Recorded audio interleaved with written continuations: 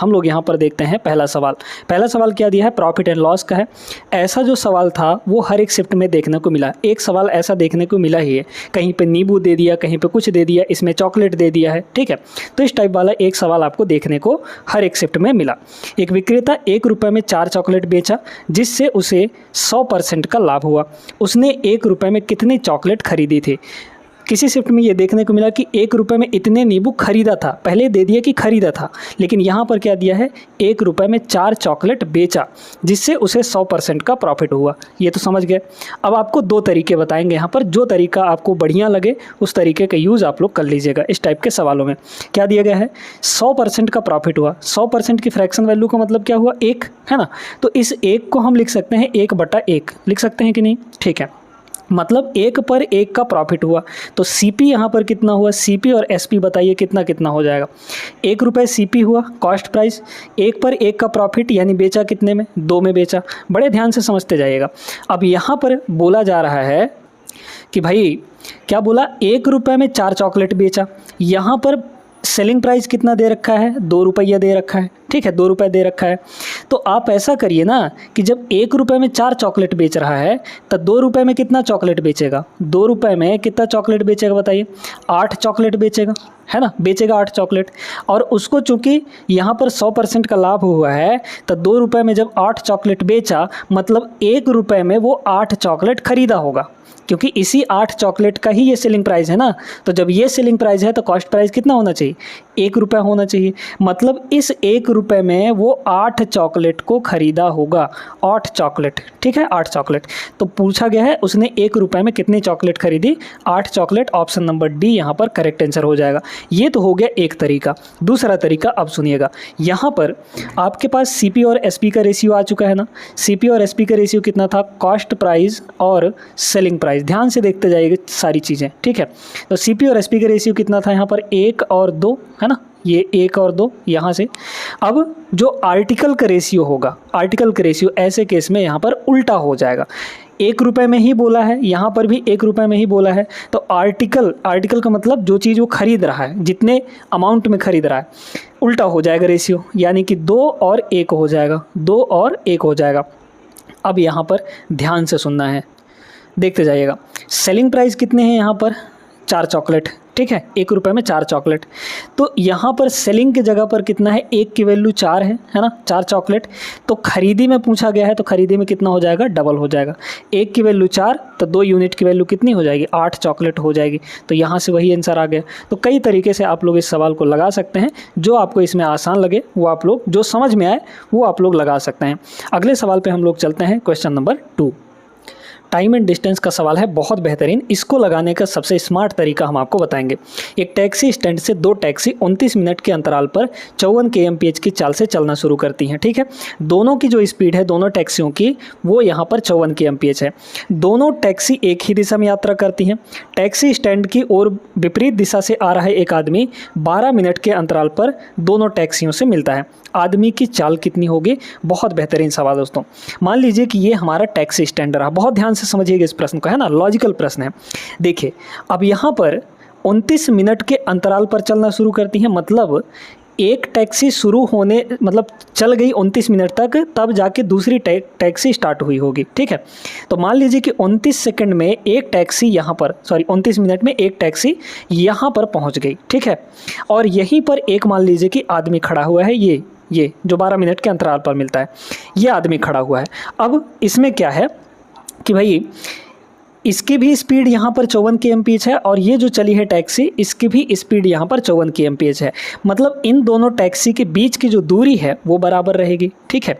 अगर ये आदमी दोस्तों खड़ा रहा होता तो जितना मिनट में ये पहली टैक्सी यहाँ पर पहुँची है, दूसरी टैक्सी भी यहीं तक पहुँचती, है ना। यानी कि दूसरी टैक्सी को यहाँ से इस आदमी तक पहुँचने में 29 मिनट लगता, अगर ये आदमी यहीं पर खड़ा रहता तो।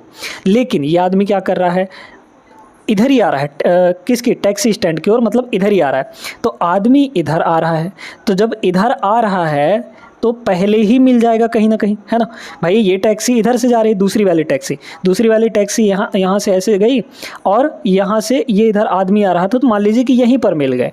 अगर खड़ा रहा होता तो ये जाके यहाँ पर मिलता, लेकिन ये पहले ही मिल जाएंगे। कितने मिनट पहले? 12 मिनट पहले, है ना। ये 12 मिनट पहले ही मिल गए, 12 मिनट पहले ही मिल गए।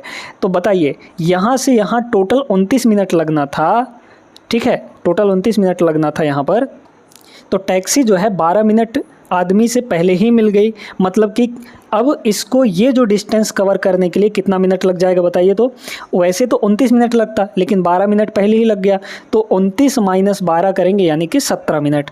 तो अब टैक्सी को यहाँ से यहाँ की दूरी कवर करने के लिए 17 मिनट का समय यहाँ पर लगेगा।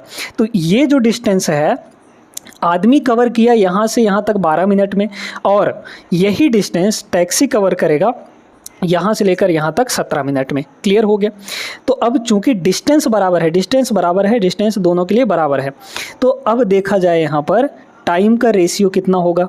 यहाँ पर लिख लीजिए टैक्सी, यहाँ पर लिख लीजिए आदमी। तो टैक्सी ये जो डिस्टेंस है 17 मिनट में कवर कर रहा है ना, और आदमी जो यहाँ से यहाँ तक आया है वो 12 मिनट में कवर कर रहा है, 12 मिनट में कवर कर रहा है। ध्यान से समझते जाइएगा। अब चूंकि डिस्टेंस कांस्टेंट है, तो आप सभी जानते हैं टाइम और स्पीड का रेशियो रेसिप्रोकल हो जाता है, माने कि उल्टा हो जाता है। टाइम का रेशियो आपको पता है, स्पीड का रेशियो कितना हो जाएगा? उल्टा हो जाएगा, 12 और 17 हो जाएगा। ठीक है, 17 12 था तो 12 और 17 हो गया। अब क्या बोला है आपको? आदमी की चाल ना, टैक्सी की चाल तो दी गई है 54, तो ये टैक्सी की स्पीड है, मतलब 12 की वैल्यू यहाँ पर कितनी है? 54 के बराबर। तो 17 की वैल्यू पूछी गई है, निकाल लीजिए। बहुत आसान है, कैसे आएगा देखते जाइए। देखिए 54 जो है ये 12 की वैल्यू है, ठीक है। 17 की वैल्यू हमको निकालना है, बस निकाल लीजिए। 2 से इसको काट दीजिए, सॉरी 6 से कट गया, 6 नहीं हो 54, 17 नहीं हो 153, ठीक है। 153 इसका हम लोग कर देंगे आधा, तो इसका आधा करेंगे कितना हो जाएगा? 76, मतलब 152, ठीक है। 152 76.5 है ना, तो 76.5 इज़ द करेक्ट आंसर। मतलब यहाँ पर आदमी की जो स्पीड होगी वो 76.5 kmph की होगी। Option number C is the correct answer. बहुत बेहतरीन सवाल था, आई होप आप लोग समझ गए होंगे। चलते हैं अगले सवाल पे, आ जाइए। तीसरा सवाल देखिए, ये तो बहुत सिंपल सा प्रश्न है। एक वस्तु 1300 रुपये में खरीदी गई, इसकी कीमत 35% बढ़ाई गई, है ना, अंकित की गई बढ़ाकर। इसके बाद इसे अंकित मूल्य पर ही 20% की छूट पर बेच दिया गया। आप इसको रेशियो से भी लगा सकते हैं, सक्सेसिव वाले फॉर्मूले से भी लगा सकते हैं। सक्सेसिव क्यों लगेगा यहाँ पर? क्योंकि जितना भी कॉस्ट प्राइस था उस पर पहले बढ़ाया गया 35%, फिर मार्क किया गया, ठीक है। 35% बढ़ा के मार्क कर दिया गया, फिर मार्क्ड प्राइस पर ही, यानी जितना बढ़ाया गया है उस पर ही 20% की छूट दे देंगे। यानी कि पहले प्राइस को 35% इंक्रीज़ किया गया, ध्यान देते जाइएगा। फिर यहाँ पर डिस्काउंट दे दिया गया, यानी कि प्राइस को कम कर दिया गया। कितना परसेंट? 20% कम। तो पहले बढ़ा फिर घटा, यानी सक्सेसिव हो रहा है। तो सक्सेसिव वाला फार्मूला लगा लीजिए, a + b + ab/100। तो कितना हो जाएगा? a का वैल्यू ये है, b का वैल्यू ये है, तो क्या करेंगे? a का मतलब 35 प्लस का 35, b का मतलब यहाँ पर माइनस का 20, और इन दोनों को मल्टीप्लाई करेंगे, ab/100 होगा। तो प्लस माइनस माइनस हो जाएगा, और 35 दूना 70 यानी 700, डिवाइड बाई कितना? 100, ab/100 यही ना होता है। बस आ गया, ये कट गया आपका। तो 35 और -20 और -7 यानी कि माइनस का 27 हो जाएगा, ठीक है। तो यहाँ पर सीधे सीधे आपका कितना आ गया? 35 - 27 जो कि 8% के बराबर होगा। तो 8% यहाँ पर हो जाएगा प्रतिशत लाभ। Option number B is the correct answer. Clear है ना? आगे चलते हैं अगले प्रश्न पर। चौथा सवाल ये रहा दोस्तों, रॉबिन और वरुण मिलकर एक हॉल को 6 दिन में पेंट कर सकते हैं। रॉबिन अकेले इसे 42 दिनों में पेंट कर सकता है, वरुण अकेले इसे कितने दिनों में पेंट करेगा? तो यहाँ पर 2 लोग हैं, वरुण प्लस यहाँ पर रॉबिन, ये दोनों मिलकर कितना दिन लगाते हैं? 6 दिन। कह रहा है रॉबिन जो है अकेले यहाँ पर 42 दिन में पेंट कर सकता है। इन दोनों का एलसीएम कितना हो गया? 6 और 42 का 42 हो जाएगा। 42/6 करेंगे तो 7 आएगा। इफ़िशियंसी 42/42 करेंगे तो 1 आ जाएगा। मतलब रॉबिन एक दिन में अकेले 1 काम करेगा, दोनों मिलकर यहाँ पर 7 काम करेंगे, है ना। दोनों मिलकर 7 काम करेंगे, जहाँ पर रॉबिन जो है 1 काम करेगा। तो बताइए, जब दोनों मिलकर 7 कर रहे हैं और रॉबिन अकेले 1 कर रहा है, मतलब वरुण कितना कर रहा होगा? वरुण यहाँ पर 6 कर रहा होगा, ठीक है भाई, दोनों का टोटल 7 है, उसमें से रॉबिन का हटा दीजिए तो वरुण का निकल जाएगा 7 - 1 यानी कि 6। तो एक दिन में ये 6 यूनिट यानी इफ़िशियंसी वरुण की 6 आ गई। कह रहा है वरुण अकेले इसे कितने दिनों में पेंट करेगा। पेंट कितना करना है, 42 यूनिट काम को, ठीक है। एक दिन में कितना कर रहा है, 6 यूनिट, तो कितने दिन लग जाएंगे यहाँ पर, 7 दिन का समय लग जाएगा। 7 days is the correct answer, option number B. बहुत सिंपल सा प्रश्न था ये। आगे चलते हैं अगले प्रश्न पे। इस सवाल को देखिए, फॉर्मूला अगर आप लोग जानते हैं तो बहुत सिंपल सा प्रश्न है ये। एक शंकु के आकार के पात्र के आधार की त्रिज्या 31 सेंटीमीटर है और हाइट आपको दी गई है यहाँ पर 45। पात्र में पानी तब तक डाला जाता है जब तक कि पानी पात्र के 2/3 भाग तक न भर जाए, ठीक है। पात्र में पानी का आयतन कितना होगा, बहुत सिंपल सा, बहुत आसान सा। यहाँ पर ये जो सवाल है ये दिया गया है, तो शंकु के आकार का है, मतलब इस तरीके से है हमारा, इसमें 2/3 हिस्से तक पानी भरा गया है। तो पहले तो इसका वॉल्यूम बताइए, ठीक है। ये आपका रेडियस हो गया यहाँ पर, है ना। ये जो है हाइट हो जाएगा यहाँ पर, इस तरीके से अगर यहाँ पर खींचेंगे तो ये h हो जाएगा। तो इसका हमें फॉर्मूला बताइए आप। फॉर्मूला क्या होता है, 1/3 पाई आर स्क्वायर एच, ठीक है। पाई आर स्क्वायर इंटू एच, ये होता है हमारा वॉल्यूम का फॉर्मूला। इस शंकु के वॉल्यूम का फॉर्मूला यही होता है। अब इसमें देखिएगा बहुत ध्यान से, त्रिज्या यानी रेडियस 31 दिया गया है ना। अब यहाँ पर क्या बोला है, पानी सिर्फ 2/3 हिस्से तक भरा गया है और पानी का ही आयतन पूछा गया है, तो हम इसके सिर्फ 2/3 का वॉल्यूम लेंगे। ये तो हो गया पूरा वॉल्यूम, हम इसके 2/3 का वॉल्यूम ले लेंगे यानी कि 2/3, बस यही हमारा आंसर हो जाएगा, ठीक है। तो निकाल लीजिए सारी चीज़ें, इसमें वैल्यू रख लीजिए, तो ये कितना हो जाएगा, 2 1 कम 2 और 3 तियाँ यहाँ पर नीचे 9 इंटू पाई तो रहेगा ही, सारे ऑप्शन में है। आर मतलब 31 का स्क्वायर यहाँ पर, तो 31 इंटू यहाँ पर 31, ठीक है, इंटू हाइट कितना है यहाँ पर 45 है, तो ये हो गया आपका 45। 9 से ये आपका कट जाएगा यहाँ पर 5 बार में। अब ध्यान से समझिएगा, यहाँ पर आपको पूरा कैलकुलेशन नहीं करना है, थोड़ा सा यहाँ पर अंदाज़ा ये लगाइए कि यहाँ पर 2 है और यहाँ पर 5 है, तो 2 और 5 का मल्टीप्लाई करेंगे तो 10 बनेगा, यानी कि लास्ट में यूनिट डिजिट कितना होगा, 0 आएगा, ठीक है। और 0 सिर्फ एक ही ऑप्शन में है आपके, यहाँ 1 है, यहाँ 6 है, यहाँ 4 है, यहाँ 0 है, मतलब ये डी ऑप्शन आपका करेक्ट आंसर हो जाएगा, ठीक है। समझ में आ गया, बाकी तो आप लोग मल्टीप्लाई करके निकाल सकते हैं। आइए अगले सवाल पर हम लोग चलते हैं। आसान सा सवाल है परसेंटेज का। एक रसोइया प्रति माह 8,400 रुपये अर्जित करता है। यदि वह प्रत्येक माह इसका 60% खर्च करता है तो वह 1 वर्ष के बाद 1/4 समय में कितनी बचत कर लेगा। 1/4 समय में 1/4, 1 साल का 1/4 कितना होगा, 3 महीने, है ना, 12/4 कर देंगे, ठीक है। तो 3 महीने का हमको यहाँ पर बचत निकालना है। ये बताइए कि हमारे पास यहाँ पर कितना था, मतलब कमा कितना रहा है वो मंथली, 8400 रुपये। 60% अगर वो खर्च कर देता है तो सिर्फ 40% बचाएगा, महीने का वो 40% बचाएगा। तो 1 महीने में 40% बचाया, 40% यानी कि यहाँ पर बटे में 100 हो जाएगा, ठीक है। अब ये तो 1 महीने का बचत हुआ, हमें 1/4, 1 साल के 1/4 का, यानी कि टोटल 12 महीने हो गए 1 साल में, इसका 1/4 करेंगे तो कितना आ जाएगा, 3 महीने नहीं आ जाएगा, तो 3 महीने का निकालना है, मल्टीप्लाई यहाँ पर 3 कर देंगे हम लोग, ठीक है। तो देखिए कितना हो जाएगा, 2 0 से यहाँ पर ये 2 0 कट जाएंगे, है ना। अब इसको हमें मल्टीप्लाई करना है, या फिर कोई और तरीका लगा सकते हैं क्या, 12 7 84 मतलब 7, या फिर सीधे मल्टीप्लाई ही कर दीजिए, कोई दिक्कत नहीं है ना। तो देखिए यहाँ पर अगर देखा जाए तो 1 तो 0 पहले बनेगा, ठीक है। फिर यहाँ पर 4 तियाँ 12, है ना, और 2 चौके 8, मतलब यहाँ पर आपका बनेगा ये 8 बनेगा। तो 80 लास्ट में आना चाहिए आपके, 80 यहाँ पर है ऑप्शन नंबर बी में। अब सुनिए कैसे किए हैं हम, पूरा मल्टीप्लाई भी नहीं करना, 0 को आप मारिए गोली कि मान लीजिए लास्ट में यहाँ पर 10 होगा। अब इसके बाद बाकी जो बचा उसका यूनिट डिजिट निकालिए। देखिए यहाँ 4 है तो 4 का मल्टीप्लाई 4 में करेंगे 16 आएगा, है ना, यानी कि यूनिट डिजिट 6 बना। 6 का मल्टीप्लाई 3 में करेंगे तो 18 बनेगा, यानी इकाई अंक 8 आएगा। तो इस 10 को छोड़कर बाकी का इकाई अंक 8 बना, तो 8 का जब 10 से मल्टीप्लाई करेंगे तो लास्ट में हमारा 80 बनेगा, और 80 सिर्फ एक ऑप्शन में है, ऑप्शन नंबर बी इसका करेक्ट आंसर। आगे चलते हैं अगले सवाल पर। 7वां सवाल ये रहा आपके सामने। व्यक्तियों के एक समूह में पुरुष, महिलाएं और बच्चे शामिल हैं। उनमें से 20% पुरुष, 50% महिलाएं और बाकी बच्चे हैं। तो यहाँ पर 20% जो है वो मेल हैं और बाकी यहाँ पर 50% फीमेल है। तो 20 और 50 यानी 70, यानी कि कितने परसेंट बच्चे होंगे, 30%, ठीक है, क्योंकि टोटल मिलाकर 100% होंगे। उनका औसत वजन क्या कह रहा है, 45, 50 और 50 है। तो इनका तो पहले रेशियो ले लीजिए, जैसे ही रेशियो लेंगे 0 0 0 हर जगह से ख़त्म हो जाएगा, है ना। तो यहाँ पर पहले देखिए कि भाई पुरुषों का औसत वजन कितना है 45 का, तो ये हो गया 45। महिलाओं का कितना है 50, तो ये हो गया 50 और इनका भी 50 है, ठीक है। कह रहा है समूह के सभी का औसत वजन निकालना है। तो देखिए 2 का औसतन 45 है, मतलब 2 गुणे 45 यानी कि 90 हो गया। फिर यहाँ पर 50 पंचे 5 पचम 25 250 हो गया, ठीक है। फिर यहाँ पर 5 तियां 15 यानी कि 150 हो गया। क्लियर हो गया, सभी को अच्छे समझ में आ गया ना। अब देखिए टोटल इनका कितना होगा, ये तो हो जाएगा 400, 490। तो यहाँ पर हो गया तीनों मतलब सबका 490 और हमारे पास थे कितने, चूँकि हमको एवरेज निकालना है तो एवरेज इक्वल टू होता है सम अपॉन नंबर। नंबर कितना था 5 2 7 7 3 10, तो यहाँ पर नीचे 10 हो जाएगा, 0 0 कटेगा, 49 is the right answer, option number C, ठीक है। क्लियर है सभी को, आई होप समझ में आ गया होगा। चलते हैं हम लोग अगले सवाल पर, यानी क्वेश्चन नंबर 8 पर। मेंसुरेशन का सवाल है, बहुत बढ़िया। 10 सेंटीमीटर त्रिज्या के एक ठोस धात्विक गोले को पिघलाकर उससे 125 एक समान गोले बनाए गए।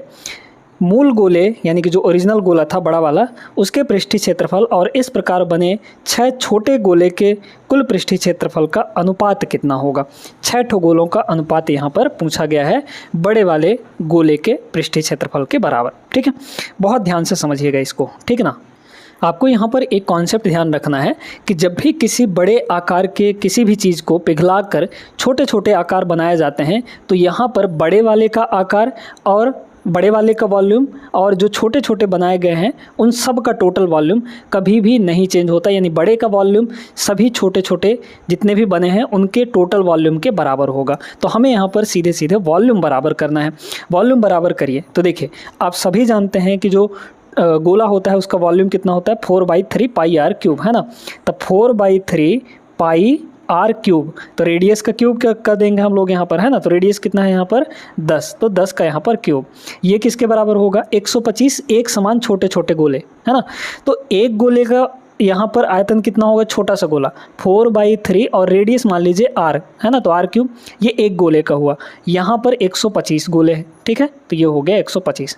अब सीधे सीधे यहाँ पर दिख रहा है कि भाई 4/3 पाई से 4/3 पाई कट गया, 125 आपका नीचे आएगा, तो ये है 10 और ये 5 का क्यूब होता है, ठीक है। तो सीधे सीधे यहाँ पर हो गया 10 का क्यूब और यहाँ पर 5 का क्यूब। क्लियर है, इज इक्वल टू यहाँ पर रेडियस आ गया। तो रेडियस आप साफ तौर पर देख सकते हैं कि क्यूब तीनों जगह है, तो कट जाएगा, मतलब कटेगा नहीं, सबका क्यूब रूट ले लेंगे, तो यहाँ पर 10/5 आ जाएगा रेडियस हमारा। तो रेडियस की वैल्यू 10/5 यानी कि 2। तो रेडियस हमारा यानी जो छोटे छोटे गोले थे उनका रेडियस कितना आ गया, यहाँ पर 2 सेंटीमीटर आ गया। अब हमें पूछा है मूल गोले के पृष्ठीय क्षेत्रफल और इस प्रकार बने 6 छोटे गोले के कुल पृष्ठीय क्षेत्रफल का। अब बताइए पृष्ठीय क्षेत्रफल यानी सरफेस एरिया का फॉर्मूला क्या होता है 4πr², है ना। तो 4π रेडियस कितना है यहाँ पर बड़े वाले गोले का 10, तो 10 का स्क्वायर।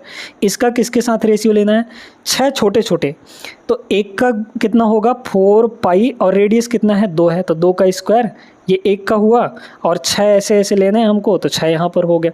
देखिए पाई से आपका पाई और 4 ये कट गया सब, 10 का स्क्वायर, है ना। तो यहाँ पर यानी कि 100 हो गया, ठीक है।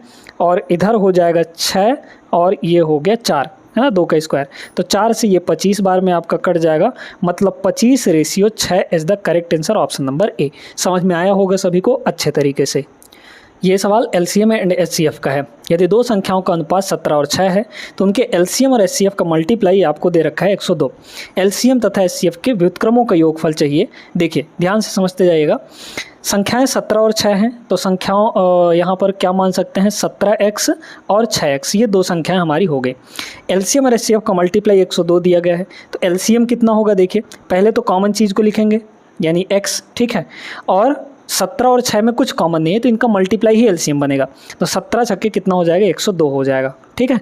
तो ये हो गया आपका एलसीएम इनटू यहाँ पर एचसीएफ। तो एचसीएफ बताइए कितना होगा, जो कॉमन चीज़ है कॉमन यानी x, तो एलसीएम इनटू एचसीएफ ये दिया है आपको 102 के बराबर, है ना। तो ये आपका कट गया, 1 आ गया इधर, मतलब x स्क्वायर की वैल्यू 1, तो x की वैल्यू भी यहाँ पर √1 हो जाएगा यानी 1 आ गया। जब यहाँ पर 1 आ गया तो इन दोनों में 1 1 रख दीजिए, तो हमारी जो पहली संख्या मिली 17 × 17 और 6 कम 6। अब हमें पूछा है इनके एलसीएम और एचसीएफ का यहाँ पर रेसिप्रोकल। एलसीएम कितना निकाला था हमने, 102 इंटू एक्स, है ना। तो अब ऐसे आप समझ लीजिए, एक कॉन्सेप्ट ध्यान रखिएगा कि अगर संख्याओं में कुछ भी कॉमन नहीं है, यानी उनका एचसीएफ 1 है, कुछ कॉमन नहीं है, तो एलसीएम उनका मल्टीप्लाई ही होता है। तो एलसीएम कितना हो जाएगा, इन दोनों को मल्टीप्लाई, यानी 102 हो गया, 17 छक्के 102। और कुछ कॉमन नहीं है, मतलब 1 कॉमन है, तो एचसीएफ आपका 1 हो जाएगा। इन दोनों का रेसिप्रोकल का सम पूछा था, यानी 1 बटा करके, है ना, उल्टा करके। तो देखिए 1 कम 1 प्लस यहाँ पर 102 1 कम 102, तो 1 और 102 एक ऊपर हो जाएगा 103 और नीचे हो जाएगा यहाँ पर 102 1 कम 102, मतलब 103 बटे 102 इसका करेक्ट आंसर है ऑप्शन नंबर फर्स्ट। ठीक है, उम्मीद करते हैं समझ आ गया होगा। अच्छा सवाल था। अगर आप इसको मतलब बिना इतना कैलकुलेशन किए लगाना चाहते हैं तो आप थोड़ा सा यहाँ पर ये देखिए कि भाई आप सभी जानते हैं कि एक और कॉन्सेप्ट एलसीएम एचसीएफ के अंदर दो संख्याओं का मल्टीप्लाई उनके एलसीएम एचसीएफ के मल्टीप्लाई के बराबर होता है। तो एलसीएम एचसीएफ का मल्टीप्लाई यहाँ पर 102 दिया है, तो अगर संख्याएं हम 17 और 6 ही ले लें तो 17 गुणे 6 हमारा 102 होता है। तो डायरेक्टली यहाँ से आपको संख्याएं मिल जाएंगी 17 और 6। अब उनका एलसीएम निकाल लीजिए, एलसीएफ निकाल लीजिए, एचसीएफ निकाल लीजिए, दोनों का रेसिप्रोकल ले लीजिए, यहाँ से भी आ जाता। ये सवाल पार्टनरशिप का है। आलोक, गीता और सुरेश ने एक व्यवसाय में शुरू करने के लिए 56,000, 52,000 और 69,000 का इन्वेस्टमेंट किया। वर्ष के अंत में जो भी प्रॉफिट प्राप्त हुआ 76,700 रुपये, कुल अर्जित लाभ के 31% दान दे दिया। बचा कितना होगा, 69%। 100 माइनस 31 करेंगे, 69% बचा होगा, मतलब इसका 69% हमारे पास बचा हुआ है। शेष को उनके निवेश के अनुपात में उनके बीच विभाजित किया, बांटा गया। तो सुरेश का हिस्से में कितना आएगा, देखिए यहाँ पर अगर इनका रेशियो देखा जाए, है ना, तो 3 जीरो यहाँ भी है, 3 जीरो यहाँ भी, 3 जीरो यहाँ भी, तीनों के इन्वेस्टमेंट का रेशियो आ जाएगा। कितना कितना आएगा बताइए। तो पहले का यहाँ पर 56, ठीक है, आलोक का, गीता का यहाँ पर 52 हिस्सा और सुरेश का कितना है यहाँ पर 69 हिस्सा है। ये तीनों के इन्वेस्टमेंट का रेशियो आ गया। ठीक है, अब हमारे पास यहाँ पर लाभ कितना बचा हुआ है, देखिए टोटल इतना प्राप्त था, है ना, 76,700। इसका सिर्फ और सिर्फ कितना बचेगा, 69% बचेगा। क्यों, क्योंकि 31% तो दान दे दिया गया है, बचा कितना, 69%। ठीक है, तो इसका 69% यानी डिवाइड बाई 100, ये हो गया। अब इसको हमें बांटना है सभी में।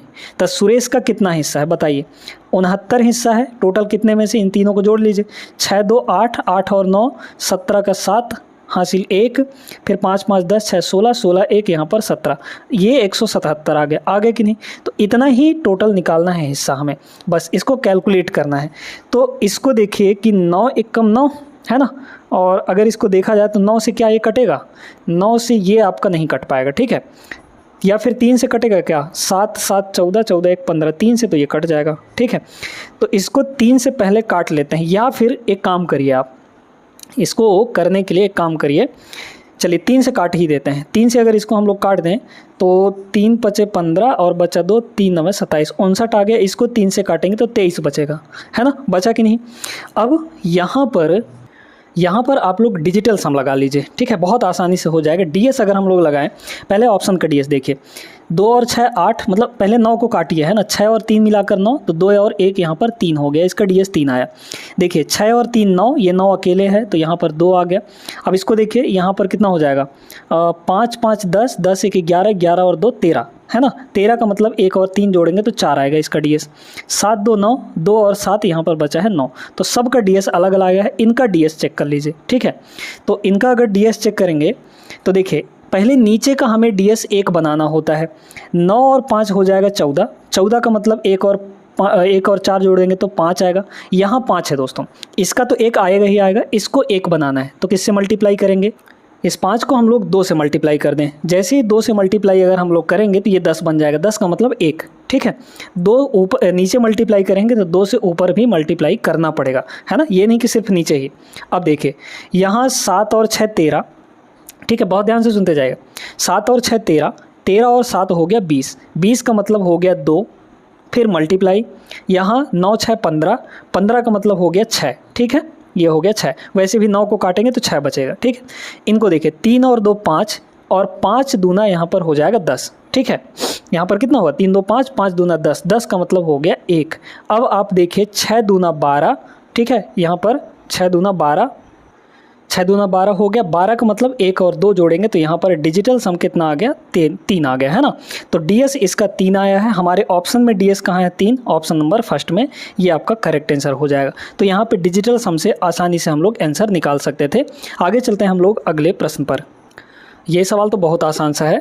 लाल, हरे और गुलाबी टोकन वाले एक बैग में लाल और हरे टोकन का अनुपात 7 और 20 है ना। तो यहाँ पर बोला गया कि भाई रेड और ग्रीन है ना, रेड और ग्रीन का जो रेशियो है वो 7 और 20 है। फिर बोला गया कि जबकि गुलाबी यानी कि पिंक है ना, पिंक और रेड, तो पिंक और रेड का जो रेशियो है वो कितना दिया गया है, 15 और यहाँ पर 12, ठीक है, 15 और 12, ठीक है। इसको थोड़ा और अगर काट दें हम लोग 3 से तो कितना हो जाएगा, 3 × 5 = 15 और यहाँ पर 4 × 3 = 12, ठीक है। हरे और गुलाबी टोकन का अनुपात यहाँ पर बताना है। देखिए बड़े ध्यान से, हरे और गुलाबी का, यहाँ पर अगर रेड देखा जाए तो कितना है, 4 यूनिट है ना। यहाँ पर आपका रेड कितना है, 7 है। दोनों को आप बराबर करिए क्योंकि अलग अलग नहीं हो सकते। 7 और 4 कैल्शियम 28 होता है, दोनों को 28 बनाइए। इसको 28 बनाने के लिए 7 से गुणा, तो ऊपर भी 7 से गुणा हो जाएगा, ठीक है। इसको 28 बनाने के लिए 4 से गुणा, तो नीचे भी 4 से गुणा हो जाएगा। तो आपको पूछा क्या था, हरे का यानी ग्रीन का, तो ग्रीन 20 चौके यहाँ पर 80 हो गया है ना। कितना हो जाएगा, 20 चौके ये हो गया 80, और इसके बाद यहाँ पर फिर देखिए पिंक, तो पिंक 7 पंजे यहाँ पर 35 हो जाएगा। बस काट लीजिए इनको, दोनों को 5 से काटेंगे तो ये हो जाएगा 7 और 16 पंचे 80, मतलब 16 और 7 का रेशियो आएगा। Option number B is the correct answer, ठीक है ना। क्लियर हो गया कैसे करना है, आगे चलते हैं। ये रहा 12वां सवाल, वोटिंग वाला सवाल है। एक चुनाव में 2 उम्मीदवार थे, एक उम्मीदवार को 48% वोट मिले और वह दूसरे उम्मीदवार से इतने वोटों से हार गया। डाले गए कुल वोटों की संख्या, डाले गए कुल वोटों की संख्या 100% है ना, 100%। यहाँ पर उम्मीदवार को, एक उम्मीदवार को 48% वोट मिले, ठीक है। तो पहले उम्मीदवार को यहाँ पर 48% वोट जब मिला, इसका मतलब दूसरे को कितना वोट मिला होगा, 52%, क्योंकि दोनों मिलाकर यहाँ पर कितने होने चाहिए, 100, 48, 52, 100। अब कह रहे हैं कि वह जो है, मतलब जो 48% वोट पाया वो 756 वोट से हार गया। परसेंटेज में कितने से हारा है बताइए भाई, जो ज़्यादा वोट पाएगा वही नहीं जीतेगा। तो ये 52% पाए हैं, 48%, परसेंट में कितने परसेंट से हारा है यहाँ पर, 4% से। भाई 4% कम वोट पाया है तो 4% से हारा। एक्चुअल में कितना से, यहाँ पर हो जाएगा 756, तो 4% की वैल्यू यहाँ पर 756 है। हमें 100% की वैल्यू चाहिए, कुल डाले गए वोटों की संख्या। इसको 100 बनाना है तो 100 बनाने के लिए 25 से मल्टीप्लाई कर दीजिए, तो ये बन जाएगा आपका 100। जब इधर 25 से किए हैं तो इधर भी 25 से गुणा करना पड़ेगा, मतलब 756 गुणे यहाँ पर कितना हो जाएगा, 25 हो जाएगा। बस ये हो गया। अब इन दोनों को मल्टीप्लाई करके अपना आंसर निकाल लीजिए। आंसर हम लोग वैसे भी निकाल सकते हैं, अगर DS लगा लें या फिर, हाँ चलिए डिजिटल सम मत लगाइए, सीधे गुणा करिए ना, आसान से तो है। 25 से मल्टीप्लाई करना, 25 छक्के 150 यानी 0 बचा 15, 25 पंचे 125, 125 और 15 हो गया 40, ठीक है। तो ये 0, फिर बचा यहाँ पर 14, 25 सत्ते 175, 175 में 14 जोड़ दें अगर, ठीक है, 175 में 14 अगर जोड़ दें तो 189 आ जाएगा, ठीक है। तो 18900 ये आएगा आंसर, ऑप्शन नंबर सी होगा। क्लियर है सभी को, आगे चलते हैं। ये सवाल है दोस्तों बहुत बेहतरीन। एक ऊर्ध्वाधर छड़ की लंबाई और उसकी छाया का जो रेशियो है वो 2 और √12 है। सूर्य का उन्नयन कोण कितना होगा, बहुत सिंपल सा, मतलब है सिंपल सा, लेकिन जब आप लोग को बनाने आएगा तब। देखिए यहाँ पर छड़ की लंबाई और उसका छाया, तो ये छड़ है और इसका ये शैडो है, ठीक है। तो ये 2 और √12 दिए, इसको थोड़ा और छोटा करिए है ना, तो ये 2 और यहाँ पर आपका √12 है, ठीक है। रूट को 12 को क्या लिख सकते हैं, √12 को लिख सकते हैं यहाँ पर 2√3। क्यों यहाँ पर लिख सकते हैं, क्योंकि भाई इसमें 4 छुपा हुआ है, 4 का वर्गमूल 2 और अंदर 3 बच जाएगा, ठीक है। तो ये हो गया, और यहाँ पर ये है आपका 2, तो 2 से 2 कट गया रेशियो में, तो एक रेशियो यहाँ पर √3 आ गया, है ना। मतलब क्या बोला है, छड़ की लंबाई 1 यूनिट, तो ये 1 यूनिट है, और उसकी छाया यानी कि √3 यूनिट, तो ये आपका √3 यूनिट है। आपको क्या बोला है, सूर्य का उन्नयन कोण।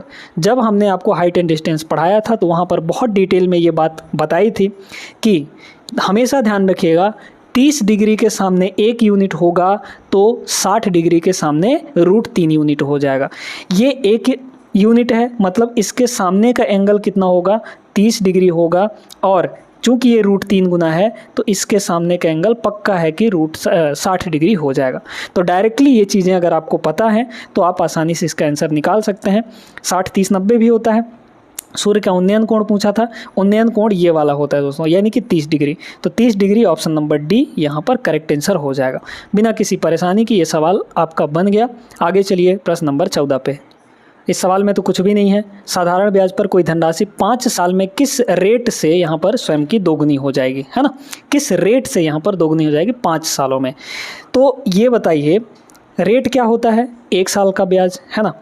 तो 5 साल का ब्याज अगर देखा जाए तो देखते बड़े ध्यान से देखिएगा, स्वयं की दोगुनी हो जाती है। मतलब मान लीजिए कि मूलधन 100 था तो 5 साल में कितना हो जाएगा, 200 हो जाएगा, डबल हो जाएगा।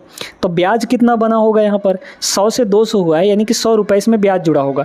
तो ब्याज कितना हुआ है यहाँ पर, 5 साल में 100 रुपया ब्याज बना, है ना। 100 रुपया ब्याज बना, ये 5 साल का है, कह रहा ना 5 साल में इतना हो जाता है। तो हमें 1 साल का ब्याज निकालना है, बस 1 साल का निकाल लीजिए, यहाँ पर डिवाइड बाई 5 कर देंगे और 1 साल का ब्याज ही 100 रुपये पर वही हमारा परसेंटेज होता है, ठीक है, यानी कि रेट होता है। तो कितना आ गया 20, तो 20 आ जाएगा आंसर ऑप्शन नंबर सी, ठीक है। क्लियर है। बाकी आप PRT/100 वहाँ से भी निकाल सकते हैं, ठीक है। क्वाड्रेटिक इक्वेशन की क्लासेस अगर आप हमारी देखेंगे तो आपको हर एक चीज़, ये जितने भी प्रश्न आपको यहाँ पर दिख रहे हैं, एक एक प्रश्न हमने आपको करा रखा था दोस्तों, है ना। तो जो लोग यहाँ से पढ़े हैं उनको पता होगा कि ऐसे सवाल पहले देखने को मिल चुके हैं। यदि द्विघात समीकरण के मूलों का योग और गुणनफल यानी रूट्स का सम और प्रोडक्ट दिया गया है आपको ये और ये, ठीक है, तो द्विघात समीकरण क्या होगा। आप सभी जानते हैं कि द्विघात समीकरण के अगर रूट अल्फा और बीटा 2 ठो रूट हैं, रूट का मतलब एक्स की वैल्यू, इनका सम अल्फा प्लस बीटा, है ना, अल्फा प्लस बीटा, और इनका प्रोडक्ट क्या हो जाएगा अल्फा इंटू बीटा। अगर ये दोनों की वैल्यू दी गई है तो आप डायरेक्टली एक इक्वेशन निकाल सकते हैं। इक्वेशन का फॉर्मूला होता है, यानी क्वाड्रेटिक इक्वेशन, x² माइनस यहाँ पर alpha plus beta into x, ठीक है, और प्लस यहाँ पर अल्फा इंटू बीटा। ये होता है दोस्तों हमारा फॉर्मूला किसका, यहाँ पर क्वाड्रेटिक इक्वेशन का। अगर आपको सम और प्रोडक्ट दिया है तो डायरेक्ट इसमें रख के निकाल सकते हैं। देखिए x² है ना, x² minus alpha plus beta कितना दिया है, ये वाला है ना, बोला गया ना मूलों का योग यानी अल्फा प्लस बीटा कितना है 4 minus 3√2 into x plus alpha into beta कितना है माइनस का 28 है। तो माइनस और प्लस यहाँ पर माइनस हो जाएगा और ये सीधे 28 आ जाएगा =0। अब देख लीजिए इसमें बिल्कुल भी पेन उठाने की ज़रूरत नहीं थी। अगर आपको फॉर्मूला पता रहता तो सीधे देख सकते हैं x² दोनों जगह माइनस होगा, ये वाला डी ऑप्शन करेक्ट आंसर हो जाएगा। क्लियर है ना। आगे चलते हैं अगले प्रश्न में। इस सवाल को देखिए, इसमें आपको सबसे बड़ा अनुपात पूछा है। आप जो मेथड लगाते हैं ना डिफरेंस वाला मेथड, इसमें अगर आप लगाएंगे तो फंस जाएंगे, बिल्कुल फंस जाएंगे, ठीक है। इसलिए यहाँ पर आप लोग थोड़ा सा डिवाइड करने का प्रयास करिए। यहाँ पर कितना है 26/90 है ना, 26 बटा यहाँ पर 90, फिर यहाँ पर दिया है 50 बटे कितना यहाँ पर 59, फिर यहाँ पर दिया है 40 बटे यहाँ पर 70, फिर यहाँ पर दिया है आपको 41 बटे यहाँ पर कितना 64, ठीक है। आप 26 को 90 से मत डिवाइड करिए, 90 को 26 से डिवाइड कर दीजिए, मतलब उल्टा काम आपको करना है। यानी आप ऐसा कह सकते हैं कि ऊपर नीचे दोनों को 26 से डिवाइड कर दीजिए। इसको 26 से डिवाइड करेंगे तो 1 आएगा, इसको 26 से डिवाइड करिए तो कितना हो जाएगा 26 3 बार जाएगा, मतलब 3 पॉइंट समथिंग आएगा। 26 3 कितना होता है 6 3 18, मतलब 78 हो जाएगा, है ना। तो 3 बार जाएगा, 3 पॉइंट समथिंग यहाँ पर आ जाएगा। बहुत ध्यान से आपको सुनना है, ठीक है। फिर यहाँ देखिए 50 से डिवाइड करेंगे तो 1 आएगा, इसको 50 से डिवाइड करिए तो 50 × 50 बचा आपका 9 तो पॉइंट लग जाएगा तो फिर 90 हो जाएगा। 90 हो जाएगा तो यहाँ पर 50 × 50 मतलब लगभग 2 के आसपास आ जाएगा, है ना। 1 और 8 9 के समथिंग आएगा। चलिए इतना ले लेते हैं। इसको देखिए 0 0 कटेगा। अच्छा 4 से ऊपर डिवाइड करेंगे तो 1 आएगा, 4 से नीचे डिवाइड करिए तो कितना हो जाएगा 4 × 4, फिर बचा यहाँ पर 3 तो 4 7 यहाँ पर 28, मतलब 3 बचा तो 30 हो गया, 4 7 28 मतलब 1.7 आ गया ये। इसको देखिए 41 से डिवाइड करेंगे 1 आएगा, इसको 41 से डिवाइड करिए तो 41 × 41 बचा कितना यहाँ पर 23 मतलब कितना हो गया 230 हो गया। पॉइंट लगाएंगे तो, है ना, पॉइंट लगाएंगे 230 हो जाएगा। अच्छा 41 का कितनी बार पहाड़ा पढ़े 4 5 बार, है ना, 4 पंचे 20, हाँ ठीक है। तो 41 पंचे कितना हो जाएगा, 5 एकम 5 और 4 पंचे 20 मतलब 205। तो ये कितना आ गया, 25 आ गया, है ना, 25 आ गया। तो मतलब कितनी बार पहाड़ा पढ़ने पे, 5 बार पे ना, तो 1.5 ये हो गया। अब देखिए बड़े ध्यान से, बहुत ध्यान से इसको देखना है। देखिए डिनोमिनेटर में जो बड़ा होगा उसकी वैल्यू सबसे छोटी आएगी ओवरऑल, क्योंकि न्यूमरेटर सभी का 1 1 1 1 है। तो जहाँ पे डिनोमिनेटर सबसे छोटा होगा वो बड़ा वैल्यू होगा, और जहाँ पे आपका डिनोमिनेटर सबसे बड़ा होगा वो सबसे छोटी वैल्यू कहलाएगी। हमें क्या पूछा था, हमें पूछा था सबसे बड़ा। तो सबसे बड़ा अगर पूछा है मतलब उसकी डिनोमिनेटर सबसे छोटी होगी। सबसे छोटी यहाँ 3 पॉइंट समथिंग है, यहाँ 1.18 है, 1.7 है, 1.5 है, सबसे छोटा ये वाला रहा। तो मतलब ये वाला आपका हो जाएगा सबसे बड़ी वैल्यू, है ना। जहाँ डिनोमिनेटर सबसे छोटा वहाँ सबसे बड़े वैल्यू देगा वो, मतलब 50/59। Option number B is the correct answer. ये भी एक तरीका है लगाने का। आगे चलते हैं अगले सवाल पर। इस सवाल को देखिए दोस्तों, किसी वृत्त में एक जीवा की लंबाई 12 सेंटीमीटर है तथा वृत्त के केंद्र से जीवा तक की लंबवत, है ना, लंबवत बोला गया है, दूरी 5 सेंटीमीटर है। वृत्त की त्रिज्या कितनी होगी, है ना। तो देखिए सबसे पहले तो यहाँ पर हम लोग एक सर्किल बना लेते हैं। कहाँ गया भैया, ये देखिए, ये रहा हमारे पास एक सर्किल। अब इसमें कह रहा है कि भाई एक जीवा खींचा गया 12 सेंटीमीटर का, तो यहाँ से एक जीवा खींच देते हैं 12 सेंटीमीटर का। ये रहा आपका सेंटर। इस सेंटर से जो इस पर लंब डाला गया है उस लंब की लंबाई जो है वो 5 सेंटीमीटर दिया गया है ना। हाँ ठीक है, तो ये 5 हो गया, और यहाँ से यहाँ तक ये टोटल 12 है। अगर तो जब ये पूरा टोटल 12 है तो हमेशा ध्यान रखिएगा केंद्र से जीवा पर डाला गया लंब जीवा को 2 बराबर भागों में बांट देता है, यानी इस कॉर्ड को 2 बराबर भागों में बांट देगा। तो टोटल 12 था, यानी 6 इधर हो जाएगा, 6 आपका इधर हो जाएगा।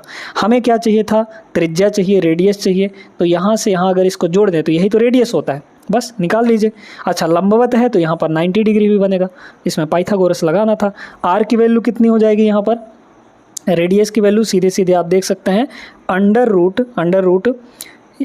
1 सेकंड, हाँ ठीक है 6 का स्क्वायर प्लस 5 का स्क्वायर। तो 6 का स्क्वायर प्लस यहाँ पर 5 का स्क्वायर हो जाएगा, ये 30 और ये 36, है ना, सॉरी 25 और ये 36।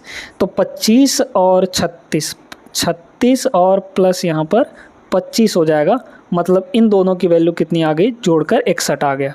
ठीक है, तो √61। अब √61 को ऐसे नहीं देखना है, ये किससे बड़ा और किससे छोटा है, किसके स्क्वायर से, मतलब इसके आसपास की स्क्वायर वैल्यू आप देखिए। तो 64 आप जानते हैं, है ना, तो 64 का स्क्वायर रूट यानी कि 8। ठीक है, 64 का स्क्वायर रूट 8, और 7 के स्क्वायर से बड़ा है, मतलब 49 से बड़ा है। तो 7 और 8 के बीच में इसकी वैल्यू आएगी 7 पॉइंट समथिंग आएगा, और 7 पॉइंट समथिंग में सिर्फ एक ही ऑप्शन आपको दिख रहा है, ऑप्शन नंबर बी, ये आपका करेक्ट आंसर होगा। बाकी ये सॉल्व नहीं करने लग जाना है, वैसे सॉल्व करने के लिए तरीका भी है इसका, शॉर्टकट तरीका, वो भी कभी और बता देंगे हम आपको। फिलहाल पिछले वीडियो में हमने आपको बता भी रखा है। आगे चलते हैं क्वेश्चन नंबर 18 पर। यह है आपका पाइप एंड सिस्टम का। दो पाइप ए और बी 7800 लीटर की एक टंकी को क्रमशः 12 घंटे और 10 घंटे में भर सकते हैं। तो ए जो है 12 घंटे लगाता है, और बी जो है यहाँ पर वो सीधे सीधे 10 घंटे लगाता है। 12 और 10 कैल्शियम आ जाएगा यहाँ पर, 12 पंचे 60, 10 छक्के 60 यानी कि 60। 60/12 5 आएगा, 60/10 यानी कि 6 आएगा। एफिशिएंसी दोनों की मिल गई।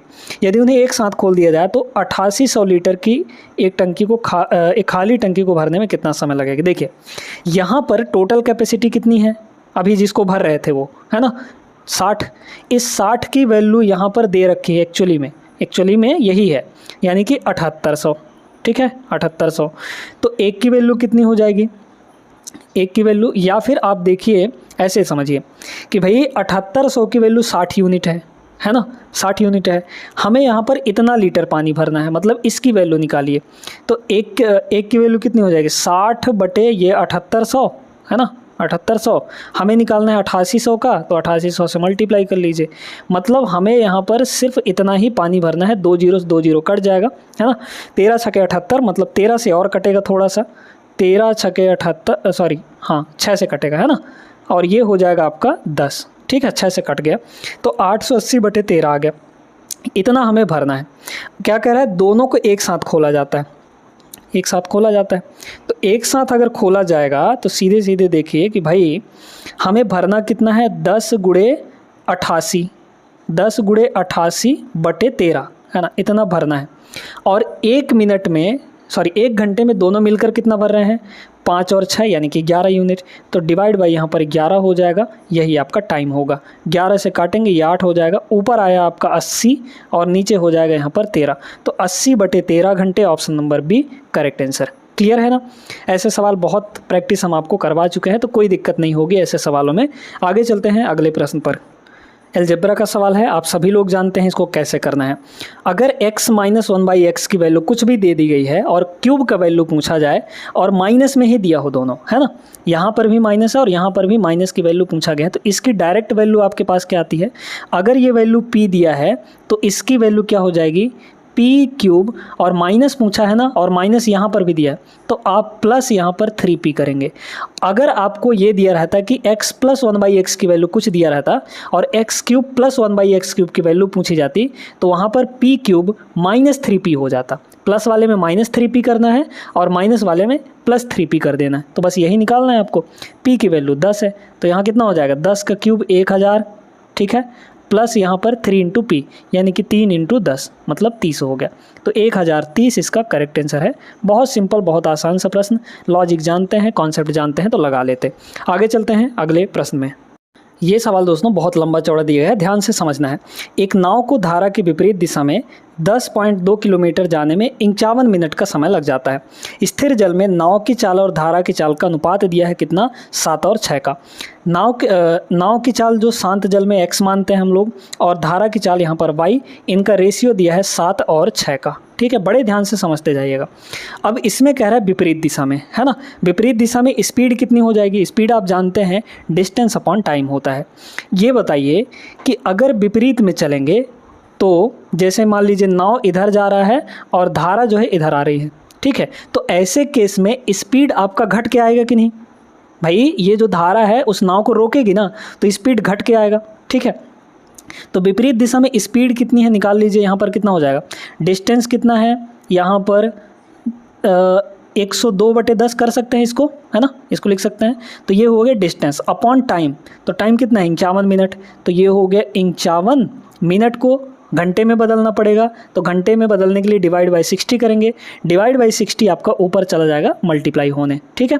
तो 51 से ये 2 बार में कट गया और ये 0 0 कट गया, 6 दूना 12 आ गया। तो ये आ गया आपका 12 kmph। ये आया है विपरीत दिशा में चाल। अब आप जानते हैं कि जो विपरीत दिशा में चाल होती है वो स्थिर जल में नाव की चाल माइनस धारा की चाल, है ना। तो नाव की चाल 7 यूनिट है, धारा की चाल यहाँ पर 6 यूनिट है। दोनों का डिफरेंस लेंगे तो 1 यूनिट आएगा। ये धारा के विपरीत दिशा में चाल हुआ, धारा के विपरीत दिशा में चाल एक्चुअल में कितना आया है 12। तो 1 की वैल्यू 12, 6 की वैल्यू कितना, 12 6 के 72, मतलब धारा की चाल, है ना, इंडिविजुअली धारा की चाल 72 हो गई और 12 सत्ते यहाँ पर हो गया 84, ठीक है, 84। 1 की वैल्यू 12 तो 7 की वैल्यू 84, मतलब नाव की चाल यहाँ पर 84 है, धारा की चाल यहाँ पर 72 है। पूछा क्या गया है, नाव को धारा की विपरीत दिशा में 17.7 किलोमीटर और धारा की दिशा में इतना किलोमीटर जाने में कुल कितना टाइम लगेगा। टाइम इज इक्वल टू क्या होता है बताइए तो, डिस्टेंस अपॉन स्पीड। कितना जाना है यहाँ पर 17.7 यानी 177 बटे इसको 10 करिए, ठीक है, ये डिस्टेंस हुआ अपॉन स्पीड, ठीक है, स्पीड देखना है। तो चूंकि धारा के विपरीत दिशा में जा रहा है तो धारा के विपरीत दिशा में स्पीड कितनी आई थी, 12 आई थी ना, यही ना था धारा के विपरीत दिशा में स्पीड। तो यहाँ पर 12 हो जाएगा, ठीक है, प्लस अब कौन सा टाइम, यहाँ पर इतना किलोमीटर धारा की दिशा में, तो 66 मतलब 663 बटे 10 हो गया, है ना, पॉइंट हटाएंगे नीचे 10 आएगा। ये डिस्टेंस हुआ इनटू स्पीड। अब यहाँ पर धारा की दिशा में जब जा रहा होता है तो दोनों की स्पीड जुड़ जाती है, नाव की और धारा की। तो जोड़ के लिख लीजिए, नाव की ये स्पीड है, धारा की ये स्पीड है, दोनों को जोड़ लेंगे हम लोग यहाँ पर। तो 4 2 6 8 7 15 मतलब 156 आ गया। तो यहाँ 156 होगा। इसको हमें कैलकुलेट करके आंसर निकालना है दोस्तों, ठीक है। पहले तो हम लोग यहाँ पर थोड़ा सा काटते हैं। देखिए 3 से कटेगा 4 बार में, 3 से ये कट जाएगा, 3 × 15, है ना, फिर बचा 3 9 यहाँ पर 27 हो जाएगा, तो 59। मतलब अगर अप्रॉक्सीमेट वैल्यू यहाँ पर देखा जाए तो देखिए 59 बटे 10 करेंगे तो कितना आएगा, 5.9 आएगा, है ना। और यहाँ पर 4 है, या फिर 59 को 40 से आप डिवाइड करिए डायरेक्टली, ठीक है। 59 को अगर 40 से डिवाइड किया जाए तो 40 एक कम 40, फिर बचा यहाँ पर पॉइंट, मतलब कि 59 माइनस 40 19 आ गए, 19 पे पॉइंट लगाएंगे 190 बनेगा, ठीक है 190। अब यहाँ पर है आपका कितना 40, तो 40 का टेबल पढ़िए, 4 चौके 16 मतलब 160, मतलब 1.4 आएगा ये, ठीक है 1.4 और कुछ आएगा प्लस ये वाला। अब इसको देखिए ये वैल्यू कितनी आ गई है ना, ये वैल्यू कितनी आएगी। तो यहाँ पर अगर देखा जाए तो समथिंग यहाँ पर पहले तो एक काम करते हैं, 3 से काट लेते हैं, 3 से इसको काटेंगे, 3 पचे 15, 3 दूना 6, इसको 3 से काटिए, 3 दूना 6, 3 दूना 6, 3 एक कम 3, ठीक है। तो यहाँ पर तो हो जाएगा दोस्तों 520, है ना, 520 हो गया, और क्या कटेगा, नहीं कटेगा, ठीक है। तो नीचे हो गया 520, तो ऊपर है 221, नीचे 520 है, तो पहले तो आएगा 0.221 था, 221 मतलब पॉइंट लगाते ही आपका कितना हो जाएगा, इतना हो जाएगा, और नीचे है 520, तो कितनी बार जाएगा, लगभग 5 बार यहाँ पर चला जाएगा, है ना, 4 बार जाएगा, 4 बार यहाँ पर चला जाएगा। तो ये कितना हुआ, 1.8 के करीब आएगा, मतलब उससे थोड़ा सा ज़्यादा ही आएगा। तो 1.8 के करीब कहाँ पर है, ऑप्शन नंबर फर्स्ट में, ये आपका करेक्ट आंसर होगा, ठीक है। समझ में आ गया होगा कैसे कैलकुलेशन करना है। आगे चलिए क्वेश्चन नंबर 21, इसमें क्या दिया है, कह रहा है यदि किसी विस्तर का विक्रय मूल्य प्रारंभिक मूल्य का 2 गुना है तो लाभ प्रारंभिक मूल्य से 10 गुना हो जाता है, प्रारंभिक लाभ प्रतिशत कितना होगा। बढ़िया सवाल, ठीक है। जैसे देखिए यहाँ पर मान लीजिए कि शुरू में हमारा x था, कॉस्ट प्राइस कितना था, x था, है ना। कह रहा है प्रारंभिक मूल्य का 2 गुना, सेलिंग प्राइस यहाँ पर कितना मान लीजिए 100 रुपये, ठीक है। ये कॉस्ट प्राइस है, ये सेलिंग प्राइस है, सेलिंग प्राइस 100 रुपये मान लीजिए। तो यहाँ पर कह रहा है कि विक्रय मूल्य प्रारंभिक मूल्य का 2 गुना कर दिया जाए। पहले सेलिंग प्राइस हमारा 100 था, अब कितना सेलिंग प्राइस कर दिया जाए, 200 कर दिया जाए, ठीक है। जैसे ही 200 करेंगे तो मान लीजिए कि यहाँ पहले प्रॉफिट पी रहा होगा, तो जैसे ही हमने 2 गुना किया तो जो प्रारंभिक मूल्य से लाभ 10 गुना प्राप्त होने लगा। यानी कि अब की बार जो प्रॉफिट यहाँ पर जो प्रॉफिट प्राप्त होगा, पहले प्रॉफिट पी का 10 गुना, यानी कि यहाँ पर 10p प्राप्त होगा दोस्तों, है ना, 10 गुना हो जाएगा। अब इसको हमें सॉल्व करना है, सीधे सीधे देखिएगा। यहाँ पर अगर हम आपसे पूछें हमें क्या चाहिए, हमें परसेंटेज चाहिए, है ना। तो परसेंटेज निकालने के लिए, प्रॉफिट परसेंट निकालने के लिए सेलिंग प्राइस तो पता है, कॉस्ट प्राइस नहीं पता, मतलब x की वैल्यू निकालनी। आप सभी जानते हैं कि यहाँ पर profit is equal to CP minus SP होता है ना, या फिर CP is equal to SP minus profit हो जाएगा। तो CP कितना है, x है ना। इसके लिए इस केस में भी CP x है, इस केस में भी CP x है, तो दोनों का CP बराबर करिए। इधर का CP कितना होगा, SP यानी कि 100 माइनस प्रॉफिट, ये हो गया इधर का CP। इधर से CP कितना होगा, कितना है आपका SP 200 माइनस 10p, ठीक है। तो ये हो गया इतना। सॉल्व करिए कितना आ जाएगा, इधर आएगा तो 9p is equal to 200 minus 100 यानी कि 100 आ जाएगा। यानी कि प्रॉफिट की वैल्यू यहाँ से कितनी आ गई, 100/9, प्रॉफिट आ गया 100/9। प्रॉफिट तो मिल गया, ये वाला p हमको मिल गया, लेकिन हमें कॉस्ट प्राइस चाहिए, है ना। तो कॉस्ट प्राइस इक्वल टू क्या होता है, कॉस्ट प्राइस होता है SP माइनस प्रॉफिट, है ना। SP कितना दिया है यहाँ पर 100, माइनस प्रॉफिट कितना हो जाएगा, P की वैल्यू कितनी है 100/9, 100/9। तो 900 माइनस 100 यानी कि 800 यहाँ पर 9 हो गया। तो ये हो गया आपका CP यानी कॉस्ट प्राइस। अब आपको पता है कि परसेंटेज निकालने के लिए प्रॉफिट डिवाइड बाई CP करते हैं, तो CP कितना है यहाँ पर 800/9, है ना। 9 से 9 कट गया, 2 जीरो से 2 जीरो, 1/8 आ जाएगा। और 1/8 मतलब होता है 12.5%, है ना, याद रखिएगा 12.5%। Option number C is the correct answer. अच्छा सवाल था ये। आगे चलिए प्रश्न नंबर 22, क्या दिया है, 5 व्यक्तियों की आयु आपको दी गई है, इनका औसत निकालना है। औसत क्या होता है, सम डिवाइड बाई टोटल, मतलब नंबर, है ना। तो सम कितना हो जाएगा, देखिए यहाँ पर 35 और 45 मिलकर हो गया 80, 80 और यहाँ पर 20 मिलकर हो गया 100, 100 और 40 140, 140 और 30 170, टोटल हो गया यहाँ पर 170। डाटा बहुत आसान था, डिवाइड बाई कितने व्यक्ति हैं 5, तो यहाँ पर 5 हो जाएगा बस। 17 दूना 34 यानी कि यहाँ पर 34 आ जाएगा, बस क्लियर हो गया। Option number D is the right answer, ठीक है। आगे चलिए ये सवाल देखिए। अब इसमें बंटन का माध्य निकालना है, यानी कि मीन आप सभी को पता होगा फार्मूला, जो मीन का फार्मूला होता है यानी कि x बार, इसको मीन कहते हैं ना।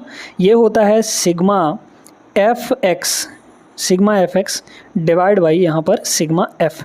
एफ का मतलब यहाँ पर बारंबारता फ्रीक्वेंसी जो विद्यार्थियों की संख्या है, और यहाँ पर ये जो दिया गया है ये आपका एक्स है। ठीक है, देखिए तो इसमें आप यूनिट डिजिट भी लगा सकते हैं, क्योंकि यहाँ पर देखा जाए जनरली तो हर एक का लगभग यूनिट डिजिट अलग अलग है। ठीक है, सिर्फ एक ही जगह है, तो यूनिट डिजिट लगाइए। देखिए सिग्मा एफ एक्स का मतलब होता है जितने भी एफ इंटू एक्स आएंगे उनका सम। तो ये एफ है, ये एक्स है, तो दोनों का पहले मल्टीप्लाई करिए। आप यूनिट डिजिट लीजिए, है ना। यूनिट डिजिट कितना हो जाएगा, 9 गुणे 3 यानी कि 9 3 27, मतलब यहाँ इकाई अंक 7 आया। यहाँ 6 दूना 12, 12 का मतलब 2 आया। ठीक है, यहाँ 9 गुणे 0 यानी कि 0 आया। यहाँ 9 सत्ते 63 यानी कि 3 आया इकाई अंक। 5 गुणे 0 यानी कि 0 आएगा। ठीक है ना, क्लियर हो गया। अच्छा, तो सम कितना हो गया। अच्छा, अब यहाँ पर सिग्मा एफ दिया है ना, तो एफ का भी यूनिट डिजिट निकालिए। तो ये है आपके एफ सारे, तो 3 और 2 5, 5 और 9 14, 14 का मतलब इकाई अंक 4, 4 और 7 11, 11 का मतलब इकाई अंक 1, 1 और 0 जोड़ेंगे तो 1 ही आएगा। मतलब हमारे पास यहाँ पर सिग्मा एफ का इकाई अंक 1 आया, सभी को जोड़ के यहाँ पर 1 आया इकाई अंक। और एफ एक्स का कितना आएगा, क्योंकि एफ एक्स ये रहे हमारे। ठीक है, इन सबको जोड़िए, 7 2 9, 9 3 यहाँ पर 12, 12 का मतलब कितना हो गया, इकाई अंक 2 हो गया। ठीक है, इकाई अंक 2।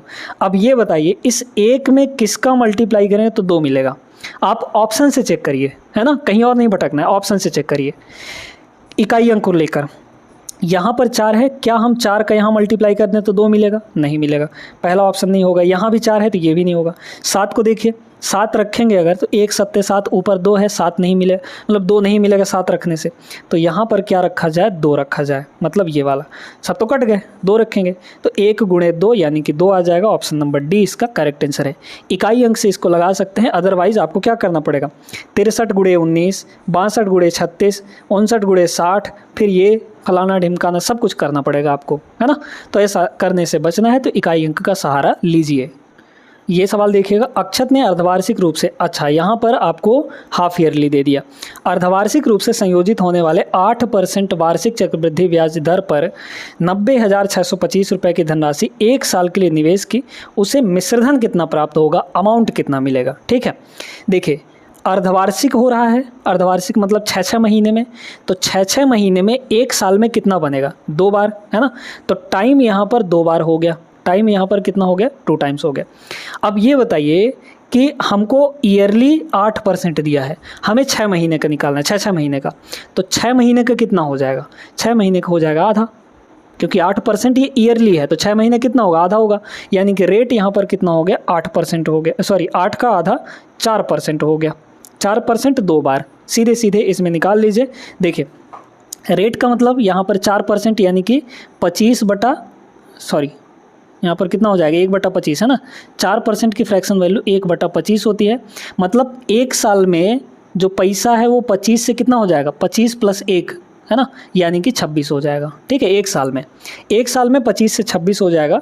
तो हमें 2 बार में बोला है, सॉरी 1 साल में नहीं, मतलब 1 छमाही में। ठीक है, तो हमें यहाँ पर 2 छमाही लेना है, मतलब 1 साल का लेना है। तो 2 छमाही में करेंगे तो कितना हो जाएगा, बस यहाँ स्क्वायर कर दीजिए। ठीक है, तो 25 का स्क्वायर 625 और 26 का स्क्वायर 676। ठीक है, ये हो जाएगा। तो मतलब 625 की जो राशि है वो 1 साल के अंदर इतनी हो जाएगी। आपको क्या बोला था, इसके ये जो राशि है ये दिया गया है, तो 90,625। ठीक है, एक काम कर सकते हैं हम, क्या 676 बोला है ना, 676 मतलब 26 का, 26 गुणे 26, 26 गुणे 26 है, मतलब यहाँ पर 4 भी होगा। ठीक है, तो 4 का मल्टीपल देख लीजिए आप। 4 का मल्टीपल अगर हम लोग देखें, क्योंकि हमें इसकी वैल्यू चाहिए, तो 4 का मल्टीपल अगर देखा जाए तो 4 का मल्टीपल चेक करने के लिए लास्ट के 2 अंक, यहाँ 84 ही 4 से कट जाएगा, 37 नहीं कटेगा, ये आंसर नहीं होगा। 20 है यहाँ पर, ये भी कट जाएगा, है ना। तो ये आंसर और ये आंसर हो सकता है। ये लास्ट में 0 2 है, ये 4 से नहीं कटता, मतलब ये आंसर नहीं होगा। ए और सी हमारे इस दोनों में से कोई एक आंसर होगा। तो क्या करते हैं हम लोग, DS लगाते हैं दोस्तों, है ना। देखिए ये जो 90,625 है, ये किसकी वैल्यू है, 625 की, है ना, 625 की। हमें किसकी चाहिए, 676 की, तो ये हो गया। अब इसमें DS लगा लीजिए, डिजिटल सम। पहले ऑप्शन में देखिए ये 9 ये 9 कट गया, 8 8 16 16 4 20 20 का मतलब 2। इसको देखिए 9 8 2 10 10 का मतलब 1। दोनों की इकाई अंक अलग अलग आया है, अलग अलग आया है, तो यहाँ भी इकाई अंक लगाइए। देखिए अगर हम लोग यहाँ देखें तो 6 2 8 8 5 13 13 का मतलब हो गया 4। ठीक है, अच्छा 4 अगर आता है तो नीचे इकाई अंक 1 होना चाहिए। इकाई अंक कह रहे हैं, डिजिटल सम। ठीक है, डिजिटल सम लगाना है आपको। या फिर एक सेकंड यहाँ पे आप लोग इकाई अंक भी लगा सकते हैं दोस्तों, इकाई अंक भी लगा सकते हैं ना। इसको हटाइए, चलिए इसको हटाते हैं, इकाई अंक लगाइए। कैसे, देखिए अगर हम 625 से इसको काटेंगे तो कहीं ना कहीं इकाई अंक में 5 आपको मिलेगा, पक्का मिलेगा। ठीक है, क्योंकि 5 गुणे 5 तभी 25 आएगा। क्लियर है? ठीक है, अब देखिए यहाँ पर इकाई अंक 5 मिल गया और 5 का मल्टीप्लाई अगर 6 में होगा तो 5 छके कितना बनेगा 30। 30 यानी इकाई अंक यहाँ पर 0। तो 0 कहाँ है, सिर्फ ऑप्शन नंबर सी में है। ये आपका करेक्ट आंसर हो जाएगा। ठीक है, बाकी डीएस से भी लगा सकते हैं, डिजिटल सम से भी इसको लगा सकते हैं। यदि 47,100 रुपये को 9% वार्षिक ब्याज दर से 2 वर्ष के लिए जमा किया जाता है तो वार्षिक रूप से संयोजित चक्रवृद्धि ब्याज और साधारण ब्याज के बीच का अंतर कितना होगा। ठीक है, 2 साल के सीआई और एसआई का डिफरेंस पूछा गया है। तो देखिए यहाँ पर 2 साल के सीआई और एसआई का डिफरेंस कैसे निकाला जाता है। तो यहाँ पर क्या होता है, 2 और 1 है ना, पहला क्लास ज़रूर देख लीजिएगा इसका, उसमें हमने आपको बताया था बहुत अच्छे तरीके से। तो ये 2 और 1 होता है 2 साल के लिए। यहाँ पर रेट आपका 9% है ना। तो मान लीजिए कि प्रिंसिपल जो है वो हमारा कितना है, यहाँ पर 100 रुपये है। तो पहले साल कितना बनेगा 9%, तो 100 का 9% यानी कि 9। ठीक है, फिर अगले साल फिर से वही चीज़, इसका भी 9% बनेगा। तो 9 का 9% कितना होगा 81/100 है ना भाई। 9 का 9% यानी डिवाइड बाई 100, तो 81/100 बन जाएगा। 81 बटा यहाँ पर 100 हो जाएगा। अब ये जो पहला वाला होता है इसको छोड़कर बाकी जो बचे हुए हैं वो हमारे सीआई और एसआई के अंतर होते हैं। मतलब अगर हम इसको यहाँ मल्टीप्लाई कर दें तो कितना बनेगा, ये आपका देख लीजिए 81/100 ही होगा है ना। 81/100 इंटू 1 तो 81/100 ही होगा। ये आपके 2 साल के सीआई एसआई का अंतर है। मतलब हमें यही वैल्यू चाहिए। हमें क्या दिया है यहाँ पर, हमें दिया गया है मूलधन। तो मूलधन 100 की वैल्यू दी गई है, इसकी वैल्यू हमें चाहिए। ठीक है, 100 की वैल्यू कितनी है यहाँ पर, तो 1 की वैल्यू कितनी हो जाएगी 47,100 डिवाइड बाई 100। तो ये 100 की वैल्यू हुई, हमें इतने की वैल्यू चाहिए तो इससे मल्टीप्लाई कर दीजिए, यानी 81 डिवाइड बाई यहाँ पर 100 हो जाएगा। बस यही आपका CISI का अंतर होगा। काट दीजिए, 2 जीरो से आपका 2 जीरो कट जाएगा और ऊपर मल्टीप्लाई करना है यहाँ पर, तो मल्टीप्लाई कर लीजिए। ठीक है, पहले 1 से मल्टीप्लाई कर लीजिए, फिर 8 से मल्टीप्लाई कर लीजिए। अच्छा 1 से मल्टीप्लाई करेंगे अगर, या फिर पहले 80 से मल्टीप्लाई कर देते हैं। ठीक है, तो 80 से मल्टीप्लाई अगर करेंगे तो पहले लगेगा 0, 8 एकम 8, 8 सत्ते 56 यानी यहाँ पर हो गया 6। ठीक है, फिर बचा 5, तो 8 चौके 32, 32 और 5 यहाँ पर हो गया 37, ये 80 हुआ।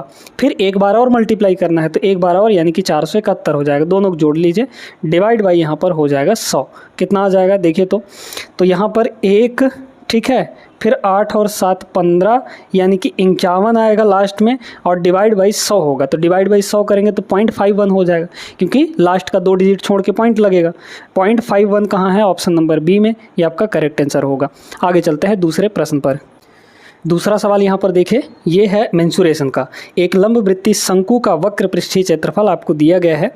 यहाँ पर इसके आधार का व्यास यानी कि डायमीटर 100 सेंटीमीटर है, तो शंकु की ऊंचाई कितनी होगी। पहले यहाँ पर हम आपको शंकु बना के बताते हैं।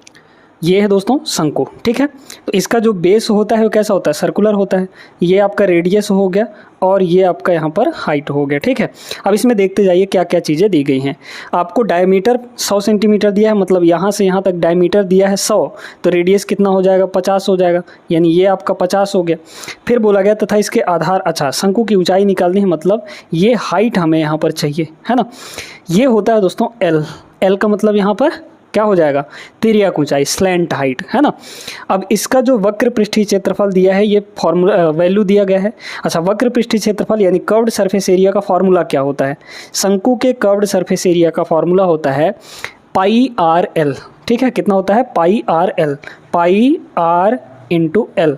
अब बताइए, ये चीज़ तो दिया गया है आपको, कितना है 6500 है ना, और यहाँ पर पाई इज इक्वल टू ये है पाई, रेडियस आपको पता है 50 है, इंटू हाइट एल आपको यहाँ से निकाल लेना है। तो 0 से तो पहले 0 कटेगा, पाई से आपका पाई कटेगा, 5 बार में ये भी कटेगा, मतलब 13 5 65 130 आ गया। तो यहाँ पर जो लेंथ है वो कितना आ गया 130, ये वाला आपका 130 आ गया है। अब इसमें यहाँ पे आपका राइट एंगल ट्रायंगल बनता है, तो जब राइट एंगल ट्रायंगल बनेगा तो यहाँ पे आप ट्रिपलेट लगा सकते हैं। देखिए 5 12 13, ये 50 नहीं इसको 5 समझिए, ये 130 नहीं इसको 13 समझिए, क्योंकि लास्ट में एक 0 ही है। तो 5 13, तो पक्का है कि ये आपका 12 होगा, मतलब यहाँ पर आपका 12 हो जाएगा, 12 यानी 120, ठीक है, क्योंकि इनमें भी 0 लगा था। तो हाइट कितनी हो गई 120, option number first correct answer है। ट्रिपलेट्स अगर याद रहते हैं तो ऐसे सवालों को जल्दी लगा सकते हैं आप लोग। तीसरा सवाल देखिएगा, ये भी सिंपल सा ही सवाल है, भले इतना लंबा चौड़ा लिखा गया है।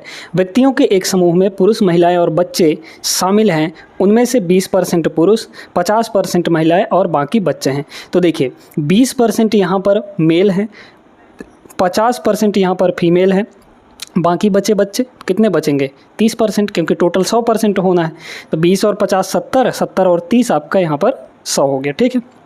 उनका औसत वजन आपको दिया गया है, इनका ले लीजिए रेशियो दोस्तों। तो यहाँ पर रेशियो आ जाएगा, रेशियो लेंगे तो 0 0 0 तीनों जगह से कट जाएगा।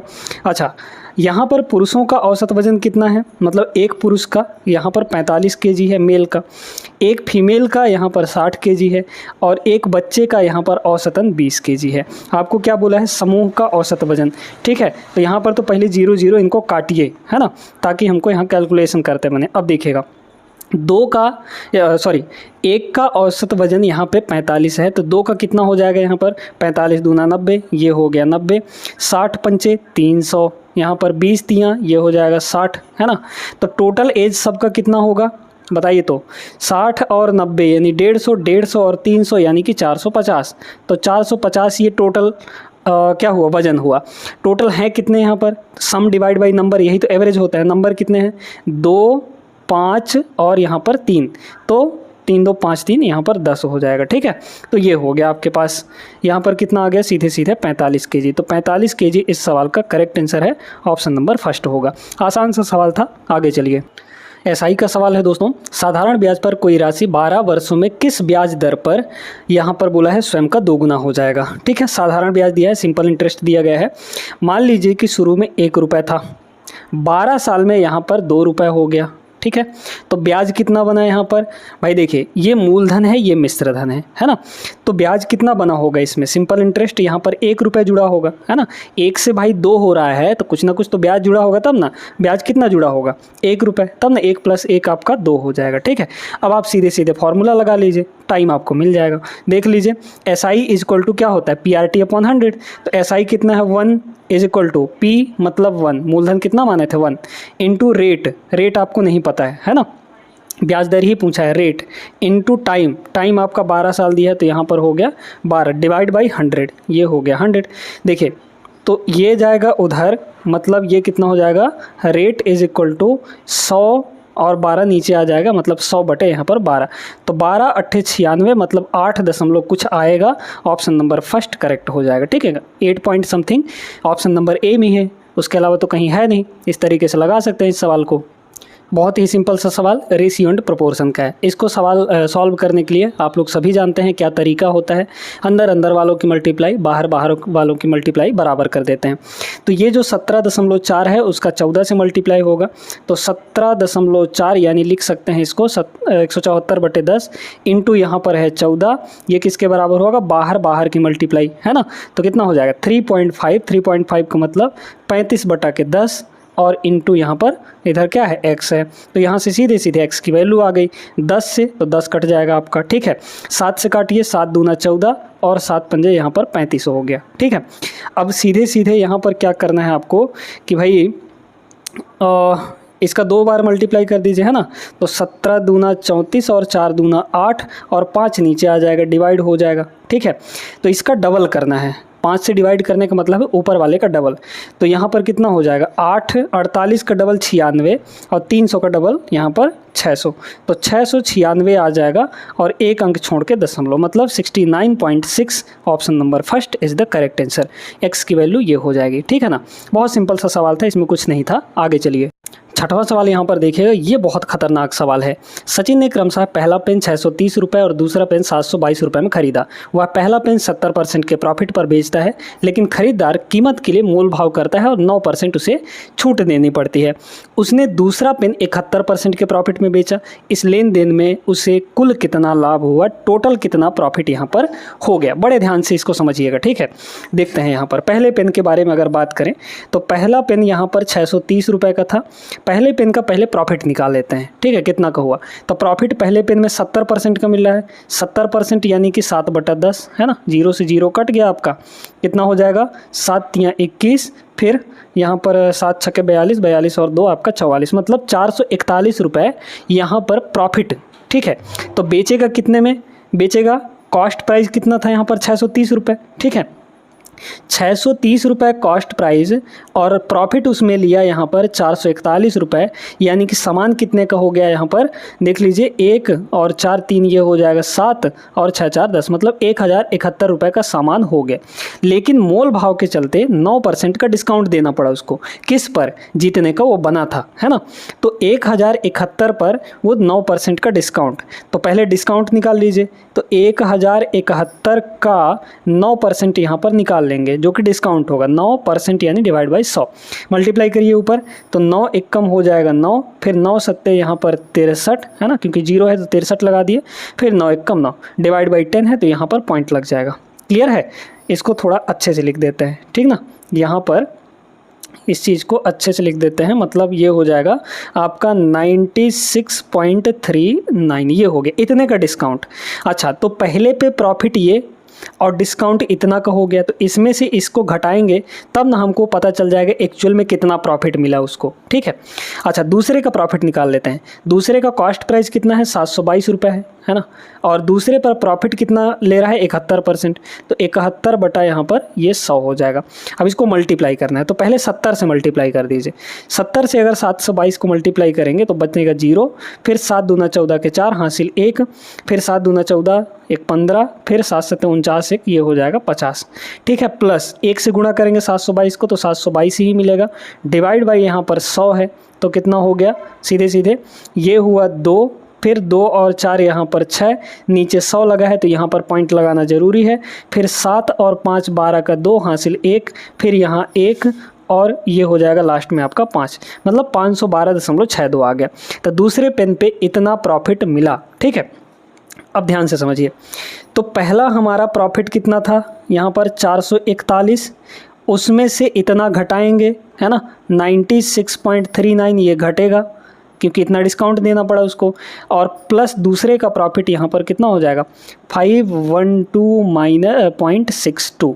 अब इसको जोड़ना घटाना है, जोड़ घटा लीजिए, कुछ नहीं कहेंगे। ठीक है, इसके पॉइंट के बाद 0 है ना, 0 0 है, तो देखिए पहले जोड़ा जाएगा, तो देखिए यहाँ 0 है, यहाँ 2 है, प्लस प्लस वालों को देख रहे हैं, तो लास्ट में आएगा 2 और माइनस वाला है यहाँ पर 6 है ना, 1 सेकंड, यहाँ 9 है, सॉरी ये 9। ठीक है, तो यहाँ पर माइनस वाला है आपका 9, तो बताइए 2 में 9 घटाना है आपको, 2 में 9 कैसे घटेगा, इससे कैरी लेगा ना, तो मतलब 12 में 9 घटाएंगे तो कितना आ जाएगा यहाँ पर 3 आएगा, मतलब सबसे लास्ट में इस पूरे को सॉल्व करेंगे तो 3 आएगा, और 3 सिर्फ एक जगह पर है इस ऑप्शन में, यही आपका करेक्ट आंसर होगा। चाहे तो आप पूरा जोड़ घटा के देख लीजिए, डी आंसर यहाँ पर आ जाएगा। बड़ा खतरनाक सवाल था ये। आगे चलिए, 7वां सवाल देखिएगा।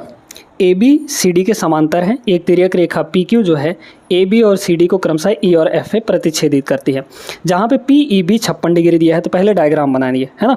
यहाँ पर 2 रेखाएं आपकी क्रमशः हैं, यहाँ पर समांतर हैं इस तरीके से, तो ये आपका ए बी है ना, ये हो गया ए और ये हो गया बी पॉइंट, फिर ये कह रहा है सी और इसको कह रहा है डी। अब एक रेखा पी क्यू है। अब यहाँ पर ये ध्यान देना है कि पी ई बी आपका 56 डिग्री होना चाहिए, तो कुछ इस तरीके से कटेगा आपका है ना, इस तरीके से ठीक है, काट दिया हमने। तो ये पॉइंट आपका P और ये हो गया Q। ये दोनों कहाँ कहाँ पे काट रही हैं? ये E पॉइंट पर काट रहा है और ये यहाँ पर F पॉइंट पे प्रतिच्छेद कर रहा है। अच्छा, अब कह रहा है कि ये जो एंगल है वो 56 डिग्री है, कह रहा है ना PEB। PEB आपका 56 डिग्री यहाँ पर है। अब बोला गया कि G जो है AB और CD के बीच एक बिंदु क्रमशः इस प्रकार है कि BEG 32 है और GFE 47 है। तो EGF का माप कितना होगा? यहाँ पर बीच में कोई एक पॉइंट है ना, AB और CD के बीच में कोई एक पॉइंट है, इनको पहले मिलाइए इस तरीके से। ये कौन सा पॉइंट बना? यहाँ पर ये G पॉइंट है। अब बोला गया सबसे पहले देखिए यहाँ पर BEG, तो BEG मतलब ये वाला जो एंगल है वो 32 डिग्री है। क्लियर? फिर इसके बाद बोला गया कि GFE, तो यहाँ पर G कहाँ गया? GF और E, यानी ये एंगल आपको गिवन है कितना? 47 के बराबर। बोला गया है कि EGF, तो EGF मतलब एक सेकंड, EG और F, ठीक है, ये वाला एंगल हमें यहाँ पर निकालना है। बहुत ध्यान से चीज़ों को समझिएगा, बहुत इंपॉर्टेंट कॉन्सेप्ट इसमें लगने वाला है। अगर हम लोग यहाँ पर देखें कि अगर हमें ये एंगल मिल गया तो हमारा सारा काम हो जाएगा, यही एंगल हमें निकालना है। अब अगर देखा जाए तो ये तीनों एंगल मिलाकर एक स्ट्रेट लाइन बना रहे हैं, मतलब ये तीनों एंगल का जो सम होगा वो 180 डिग्री के बराबर होगा। तो हम यहाँ पर कह सकते हैं कि 56 प्लस 32 और ये वाला जो भी एंगल है, ठीक है, इन तीनों का सम कितना होगा यहाँ पर? तो 56 प्लस यहाँ पर 32 और प्लस यहाँ पर जो भी ये एंगल है, ठीक ना, इज इक्वल टू कितना होगा? 180 के बराबर। तो यहाँ से जो इस एंगल की वैल्यू है वो कितनी आ जाएगी? 180 में से इन दोनों घटा दीजिए, तो 180 और माइनस यहाँ पर हो जाएगा 6 2 8 और 5 3 8, मतलब 88 हो गया। तो पहले 180 में 80 घटाइए तो 100 पे आ गए, 8 और घटा दीजिए तो 92 पे आ गए, है ना। मतलब ये होगा आपका 92 डिग्री। ये वाला कितना होगा? 92 डिग्री यहाँ पर हो जाएगा, ये 92 डिग्री हो गया। अब हमें ये चाहिए, आप जानते हैं कि तीनों एंगल का सम एक ट्रायंगल के अंदर 180 होता है। तो 92 47 और ये वाला इसको मान लीजिए x, तो 92 और 47 कितना हो जाएगा? 7 2 9 9 4 13, मतलब 139 और प्लस x जो है ये सब मिलाकर आपका यहाँ पर 180 हो जाएगा। यानी x की जो वैल्यू है 180 में 39 घटा देंगे 139, तो 41 डिग्री सीधे सीधे आ जाएगा। 41 degree, option number D is the correct answer. बढ़िया सवाल था, आई होप समझ में आ गया होगा। वीडियो लाइक करना है। इस टाइप का सवाल आपके शिफ्ट 1 में भी देखने को मिला था और उसको करने का हमने स्मार्ट तरीका आपको बताया था। क्या दिया गया है? 26 40 22 और 34 में से प्रत्येक में x जोड़ा जाता है तो इस क्रम में प्राप्त संख्याएं समानुपात में होती हैं। इसका तरीका हमने बताया था कि ये जो x है जो जोड़ा जा रहा है उसकी वैल्यू निकालने के लिए। तो 26 और 40 शुरू में दिया है तो आप ऐसे लिखिए 26/40 इस तरीके से। बाकी 22 और 34 दिया है तो इनको भी लिख लीजिए 22 डिवाइड बाई यहाँ पर 34, ठीक है। अब क्या करना है? आपको डिफरेंस लेना है। डिफरेंस कैसे? इन दोनों का डिफरेंस कितना आएगा? 4 के बराबर। इन दोनों का डिफरेंस कितना आएगा? यहाँ पर 6 के बराबर आएगा, है ना। 34 6, ठीक है। अब सीधे सीधे इनका डिफरेंस देखिए, कितना का डिफरेंस आएगा यहाँ पर? 40 में 26 अगर घटाएंगे तो 14 आ जाएगा, है ना। तो ये हो गया आपका 14। यहाँ कितने का डिफरेंस है? 2 का डिफरेंस है। ये 14 इस डिफरेंस को छूना भी नहीं है, इतने के ही बराबर यहाँ पर डिफरेंस बनाना है आपको। तो 14 बनाने के लिए इस 2 को किससे मल्टीप्लाई करना पड़ेगा? 7 से। 7 का ऊपर गुणा करना है ना, ऊपर और नीचे दोनों। तो 7 चौके ये हो गया 28 और नीचे हो जाएगा 7 छक्के यहाँ पर ये 42, ठीक है। अब आपको साफ साफ दिख रहा होगा कि क्या जोड़ा गया है। तो 26 से 28 हो रहा है और 40 से यहाँ पर 42 हो रहा है, यानी क्या जोड़ा गया है? तो 2 जोड़ा गया है। 26 में 2 जोड़ेंगे तो 28 मिलेगा, 40 में 2 जोड़ेंगे तो 42 मिलेगा। यानी जोड़ने वाली जो संख्या है यानी x की वैल्यू हमारे पास 2 है। अब सीधे सीधे इसमें रख दीजिए। देखिए आप सभी जानते हैं कि बीच का मल्टीप्लाई यानी y इंटू वाई y² होगा इज इक्वल टू बाहर बाहर की मल्टीप्लाई, है ना। तो यहाँ 4x, तो x की वैल्यू 2 है तो ये हो जाएगा 4 दूना के 8। फिर मल्टीप्लाई यहाँ पर देखिए ये हो जाएगा आपका 7 दूना 14 14 और यहाँ पे आपका प्लस होगा, ठीक है। ये प्लस सॉरी माइनस होगा, यहाँ पर देख लीजिए माइनस दिया गया है तो ये आपका माइनस है। तो अगर माइनस करेंगे यहाँ पर तो 7 दूना 14 और माइनस 6, 14 माइनस 6 यानी कि 8 हो गया। तो y की वैल्यू यहाँ से डायरेक्टली 8 के बराबर आ गया। Option number D is the correct answer. आगे चलते हैं अगला सवाल पे। देखिएगा इस टाइप का सवाल हमने एक ठो किया हुआ है, ठीक है। शुरू में ही एक लंबवृत्तीय शंकु है, तो शंकु यहाँ पर बना लीजिए, है ना। ये रहा हमारे पास शंकु, सारी चीज़ें यहाँ पर दी गई हैं आपको, ठीक है। तो यहाँ पर ये हो गया कुछ इस तरीके से, और यहाँ से ऐसे लंब खींच दीजिए। रेडियस आपको पता है, व्यास अगर 144 दिया है तो 144 का आधा कितना हो जाएगा, 72। ये आपके पास यहाँ पर 72 है। अब बात करते हैं इसकी हाइट। हाइट हमें यहाँ पर निकालनी है, यहाँ पर L हो जाएगा यानी कि स्लैंट हाइट। अब आप जानते हैं कि वक्र पृष्ठीय क्षेत्रफल कितना होता है, पाई RL, है ना। तो यहाँ पर दिया कितना है, 5400 पाई। ये जो होगा पाई RL के बराबर होगा। पाई इंटू रेडियस आपका यहाँ पर 72 है, इंटू यहाँ पर L हो गया। तो देख लीजिए कितना हो जाएगा, यहाँ पे पाई से पाई आपका कट गया, 27 दूना 54, नहीं तो 9 से काट दीजिए, तो ये 9 छक्के हो जाएगा 54, मतलब 600, 9 अट्ठे ये हो गया 72। तो L की वैल्यू, अच्छा 8 से कट जाएगा क्या, 8 सत्ते 56, 8 पंचे 40, ठीक है। 8 से इसको काटेंगे तो 8 सत्ते 56, 8 पंचे 40, यानी कि L की वैल्यू 75 आ गई। ये वैल्यू आपकी 75 होगी, ठीक है। अब यहाँ पर बड़े ध्यान से आपको समझना है, ठीक है, ध्यान से इसको समझिएगा।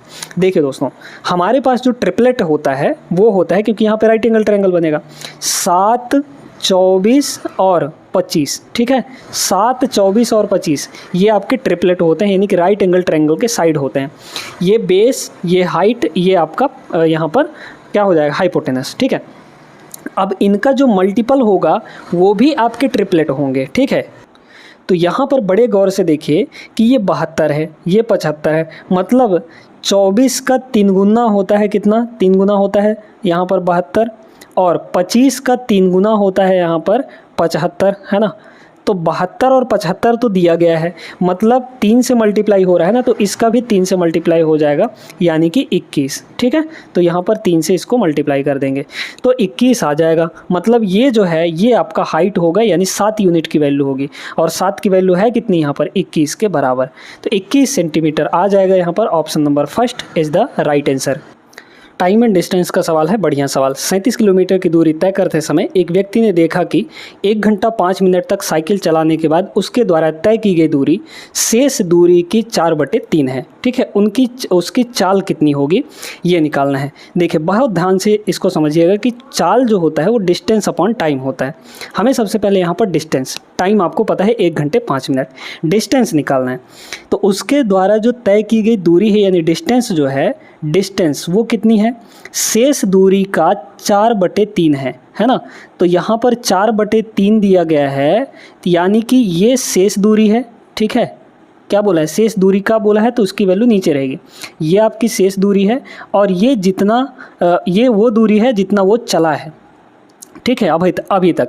अब ये बताइए, तो चला 4 और यहाँ पर बचा है 3, तो टोटल कितना हो जाएगा, 4 और 3 यहाँ पर 7, और टोटल है कितनी दूरी यहाँ पर, 37 किलोमीटर। तो 7 की वैल्यू 37 है, तो 1 की वैल्यू कितनी हो जाएगी, 37/7 किलोमीटर। चला कितना है यहाँ पर, 4 यूनिट, तो 4 से मल्टीप्लाई कर देंगे, यानी कि चली गई दूरी हमें मिल गई, ठीक है, ये मिल गया। तो इसको मल्टीप्लाई करिए, चाहे मत करिए, अभी बस रहने दीजिए। तो चली हुई दूरी ये रही आपके पास।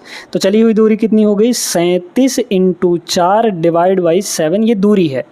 हमें क्या निकालना है, speed. Speed equal to distance upon time. Time कितना है, 1 घंटा 5 मिनट। इसको घंटे में बदल लीजिए, 1 घंटा और प्लस 5 मिनट का मतलब होता है 1/12, है ना। 5 मिनट का मतलब 1/12, कैसे, 5/60 करेंगे तो घंटे में बदलेगा, 5/60 यानी 1/12, मतलब 12 × 12 एक 13/12 हो गया ये। तो टाइम कितना हुआ, 13 / यहाँ पर 12। इसको कैलकुलेट करिए, ये 12 आपका ऊपर जाएगा। तो देखिए पहले 37 × 4 कर लीजिए, 3 चौके 12, 120, 7 चौके 28, 120 और 128, 148 आ जाएगा, है ना, 148। ये 12 आपका ऊपर जाएगा तो मल्टीप्लाई होगा, और नीचे आ जाएगा ये 7 और 13, भाई नीचे तो 13 ही रहेगा और ये 7 भी रहेगा, तो 13 सत्ते यहाँ पर 91। कैलकुलेटिव है सवाल ये, 12 को मल्टीप्लाई करिए यहाँ पर, है ना। अप्रॉक्सीमेट वैल्यू दिया है दोस्तों, इसलिए इसमें DS नहीं लगा सकते। 12 × 8 = 96, है ना। फिर कितना बचा, 9, 12 चौके 48, 48 और 9 आपका हो जाएगा 57, ठीक है। हाँ ठीक है, तो 57 बचा 5, 12 × 12, 12 और 5 यहाँ पर 17, 1776 यहाँ पर 91 हो रहा है। इसको आप यहाँ पर देखिए, पहले तो एक बार जाएगा 91 × 91, तो कितना हो गया, इसको थोड़ा सा डिवाइड करते हैं हम लोग यहाँ पर, ठीक है। यहाँ पर इसको डिवाइड किया जाए, है ना, या फिर इसको मत हटाइए, ये वाला पोर्शन यहाँ पर हटा लीजिए। तो इसको पहले डिवाइड करते हैं। देखिए 177 में 91 घटाइए तो बचा आपका 6 और 17 में से 9 गया तो 9 8 यहाँ पर 17, 86 बचा है। 86 पर ये आपका यहाँ पर 6 उतर आएगा। अब 91 का कितना गुना करेंगे यहाँ पर, 8 गुना नहीं 9 गुना, 9 गुना पे देख लीजिए, 9 गुना पे चला जाएगा क्या, हाँ बिल्कुल चल जाएगा। अगर 91 का 9 बार पहाड़ा पढ़ेंगे तो चला जाएगा, ठीक है। तो 19 दशमलव कुछ आएगा और 19 दशमलव कुछ कुछ ऑप्शन नंबर फर्स्ट में है, ये करेक्ट आंसर होगा। आई होप समझ गए होंगे आप लोग। चलते हैं अगले सवाल पर। इसको देखें, बहुत ही सिंपल सा प्रश्न है। एक पाइप किसी टैंक को 10 मिनट में भर सकता है। तो 10 मिनट में यहाँ पर एक पाइप जो है, मान लीजिए कि ए नाम है उस पाइप का, वो भर सकता है 10 मिनट में, जबकि दूसरा पाइप पूरी तरह से भरे टैंक को 20 मिनट में खाली कर सकता है। तो यहाँ पर दूसरा पाइप है जो कि 20 मिनट में पूरे टैंक को खाली कर सकता है। ये खाली करने का काम कर रहा है, ये भरने का काम। दोनों कैल्शियम कितना आ जाएगा 20, यानी 20 लीटर हमारा टैंक है। कह रहे यदि खाली टैंक में दोनों पाइपों को एक साथ खोल दिया जाए तो भरने में कितना समय लगेगा, है ना, पूरी टैंक को। देखिए 20/10 यानी 2 होगा, 20/20 यानी कि 1 होगा। ये खाली कर रहा है, इसके लिए इसकी एफिशिएंसी नेगेटिव लेंगे, ठीक है। अब देखिए 20 लीटर टोटल भरना है और 1 मिनट में अगर देखा जाए तो ये 2 भरेगा और ये खाली कर देगा, है ना भाई। 1 मिनट में ये 1 यूनिट काम कर रहा है लेकिन खाली करने का काम कर रहा है। तो 1 मिनट में पहला वाला 2 यूनिट भरेगा, 2 लीटर भरेगा और वो 1 लीटर खाली कर देगा। तो मतलब ओवरऑल कितना भराया है यहाँ पर, 1 ही लीटर भराया है। तो ये 20 लीटर को 1 लीटर पर मिनट के हिसाब से अगर भरेंगे तो कितना मिनट लग जाएगा, 20 मिनट का यहाँ पर समय लग जाएगा। बहुत सिंपल सा आसान सा सवाल, ऑप्शन नंबर सी होगा। सिंप्लीफिकेशन का बहुत ही सिंपल सा सवाल है ये। निम्नलिखित को सरल कीजिए, ठीक है। यहाँ पर क्या दिया है, पूरा इसको बिल्कुल भी नहीं खोलना है, ऑप्शन से हम लोग मैच करने वाले हैं। a+b का होल स्क्वायर है, मतलब पहले x स्क्वायर वाले को चेक करिए। देखिए a स्क्वायर होगा मतलब 2x का स्क्वायर यानी कि 4x स्क्वायर होगा, ठीक है। यहाँ का कितना होगा आपका, देखिए तो x का स्क्वायर हो जाएगा, तो ये हो गया x का स्क्वायर, लेकिन इसके साथ माइनस लगा है तो माइनस आएगा। मतलब 4x स्क्वायर में से अगर हम x स्क्वायर घटाएंगे तो 3x स्क्वायर शुरू में बनेगा। 3x स्क्वायर कहाँ कहाँ है, इस वाले में है और इस वाले में है, मतलब बी ऑप्शन नहीं होगा, डी ऑप्शन नहीं होगा, इन दोनों में से कोई एक होगा। अब आप यहाँ पर इस वाले टर्म को चेक करिए क्या होगा। इसका जो कांस्टेंट टर्म है क्या बनेगा, 3 का स्क्वायर 9 बनेगा और इसका कांस्टेंट टर्म 1 का स्क्वायर 1 बनेगा। यहाँ लगा है माइनस तो होगा माइनस, यानी 8 आएगा। तो 8 कहाँ पर है, 8 आपके यहाँ पर फर्स्ट ऑप्शन में है। ये वाला आंसर आपका नहीं होगा, फर्स्ट ऑप्शन करेक्ट हो जाएगा, ठीक है। बस ये था इसमें, बाकी पूरा सॉल्व करेंगे तो उसमें थोड़ा और समय लग जाएगा। क्लियर है, आगे चलते हैं। टाइम एंड डिस्टेंस का ये सवाल बड़ा खतरनाक दिख रहा है। एक टैक्सी स्टैंड से 2 टैक्सी 28 मिनट के अंतराल पर यहाँ पर 74 किलोमीटर की चाल से चलना शुरू करती हैं 28 मिनट के अंतराल पर। मतलब पहले एक ठो निकल गई होगी और उसके 28 मिनट बाद दूसरी निकली होगी, लेकिन दोनों की जो स्पीड है वो बराबर है 74 kmph 74 kmph की, ठीक है। दोनों टैक्सी एक ही दिशा में यात्रा तय कर रही है। टैक्सी की ओर विपरीत दिशा से आ रहा एक व्यक्ति टैक्सियों से 10 मिनट के अंतराल पर मिलता है, आदमी की चाल कितनी होगी। बहुत प्यारा सा प्रश्न है। देखिए दोस्तों, मान लीजिए कि इस पॉइंट से स्टार्ट कर रहे हैं, ठीक है। तो 28 मिनट में पहला वाला, भाई 28 मिनट बाद दूसरा शुरू करेगा दूसरी टैक्सी, तो पहला वाला 28 मिनट में कुछ दूर तो पहुंच गया होगा, वो दूरी हमको निकाल लेनी है। तो देखिए 28 मिनट में कितना दूर जाएगा, 74 की स्पीड से। तो स्पीड यहाँ पर 74, मान लीजिए कि दूसरा वाला यहाँ पर पहुँच गया, ठीक है। तो कितना डिस्टेंस होगा, स्पीड आपकी कितनी है, स्पीड आपकी 74 है, into time, speed into time ये होता है डिस्टेंस, ठीक है। टाइम कितना है 28 मिनट, तो 28 मिनट यानी यहाँ पर 60 से डिवाइड करना पड़ेगा तब ना घंटे मिलेगा हमको ये, क्योंकि ये किलोमीटर पर आवर में था। काट लीजिए या फिर अभी इतना ही रहने दीजिए। तो ये रहा हमारा डिस्टेंस, ठीक है। ये रहा डिस्टेंस कि 28 मिनट में पहला वाला यहाँ से यहाँ पहुँच जाएगा और दूसरा वाला जो है 28 मिनट जस्ट यहाँ से स्टार्ट करेगा। चूँकि दोनों की स्पीड बराबर है ना, तो ये भी 74 की स्पीड से आगे बढ़ेगा अब, और ये भी 74 की स्पीड से आगे बढ़ेगा। तो जब दोनों की स्पीड बराबर है तो दोनों के बीच का जो डिस्टेंस है वो बराबर बना रहेगा, यानी कि इतना ही बना रहेगा, ठीक है। तो डिस्टेंस डी यहाँ पर बना रहेगा। अब इसमें बोला गया कि सामने से एक आदमी आ रहा है, ठीक है। उसकी स्पीड हमको नहीं पता है, मान लीजिए कि x है, सामने से एक आदमी आ रहा है x की स्पीड से, और जब वो पहले वाले को मिलता है उसके जस्ट 10 मिनट बाद वो दूसरे वाले को मिलता है। मतलब वो जो आदमी यहाँ से यहाँ तक क्रॉस किया, पहले वाले टैक्सी से दूसरे वाले टैक्सी को क्रॉस किया, तब उसको 10 मिनट का टाइम लगा। क्लियर है, ये बात समझ गए। तो अब चूंकि इनका डिस्टेंस तो नहीं चेंज हो रहा है, तो मतलब इसी डिस्टेंस को यहाँ से लेकर यहाँ तक उसको चलने में कितना समय लग जाएगा, ये 10 मिनट है। और जब टाइम आपको दे रखा है तो सीधे सीधे हम लोग यहाँ पर निकाल सकते हैं स्पीड किसकी, आदमी की। अब बताइए रिलेटिव स्पीड यहाँ पर लगेगा। रिलेटिव स्पीड कैसे भाई, ये दोनों चल रहे हैं 74 के स्पीड से इधर, ठीक है, 74 की स्पीड से चल रहे हैं, ये उधर से आ रहा है x के स्पीड से। तो स्पीड चूंकि दोनों विपरीत दिशा में है तो विपरीत दिशा में रिलेटिव स्पीड जुड़ जाता है। सेम डायरेक्शन में रिलेटिव स्पीड घटेगा और विपरीत दिशा में रिलेटिव स्पीड जुड़ जाएगा। तो इनकी स्पीड कितनी हो गई, 74 + x हो गई, है ना। Relative speed 74 + x, speed equal to distance upon time होता है। डिस्टेंस कितना है यहाँ पर, ये वाला डिस्टेंस, क्योंकि इसी को कवर करेगा वो, तो यहाँ पर हो गया 74 × 28 डिवाइड बाई यहाँ पर 60। ये हो गया डिस्टेंस अपॉन टाइम, ठीक है, डिवाइड बाई टाइम। तो डिवाइड बाई टाइम यहाँ पर कितना है, 10 मिनट का है, ठीक है। तो 10 मिनट, ठीक है, 10 मिनट, मिनट का मतलब यहाँ पर डिवाइड बाई 60 कर देंगे, बस कट गया, है ना। 60 से ये 60 आपका कट जाएगा, इन दोनों को मल्टीप्लाई करके डिवाइड बाई 10 कर देंगे। तो सीधे सीधे यहाँ पर मल्टीप्लाई कर लीजिए, है ना। पहले हम लोग क्या करें कि 30 से मल्टीप्लाई कर देते हैं, 74 को 30 से मल्टीप्लाई कर देते हैं और फिर उसमें 2 गुना घटा देंगे, है ना। 28 को 30 - 2 लिख सकते हैं, 30 से गुणा करिए तो हो जाएगा 0, और 3 चौके 12 का 2 हासिल 1, 3 7 21, 21 और 1 यहाँ पर 22। उसमें से घटाना कितना है, 74 का दुगुना, 74 का दुगुना होगा 7 दूना 14 और ये हो जाएगा। घटा लेंगे, डिवाइड बाई 10 अभी आपको करना है। तो कितना हो गया यहाँ पर 10 में से 8 गया 2 हो जाएगा, 11 है ना, 11 में से यहाँ पर 4 गया तो 7 हो गया, फिर यहाँ 1 बचा होगा मतलब 21, तो 21 में 1 गया तो यहाँ पर 20 हो गया, ये हो गया। डिवाइड बाई 10 करेंगे क्योंकि ये 10 बचा हुआ है तो इतना आ जाएगा। तो x की जो वैल्यू है यहाँ पर, इस पूरे की वैल्यू 207.2 है, और ये 74 उधर जाके घट जाएगा, यहाँ हो गया 74, है ना, ये हो गया 74।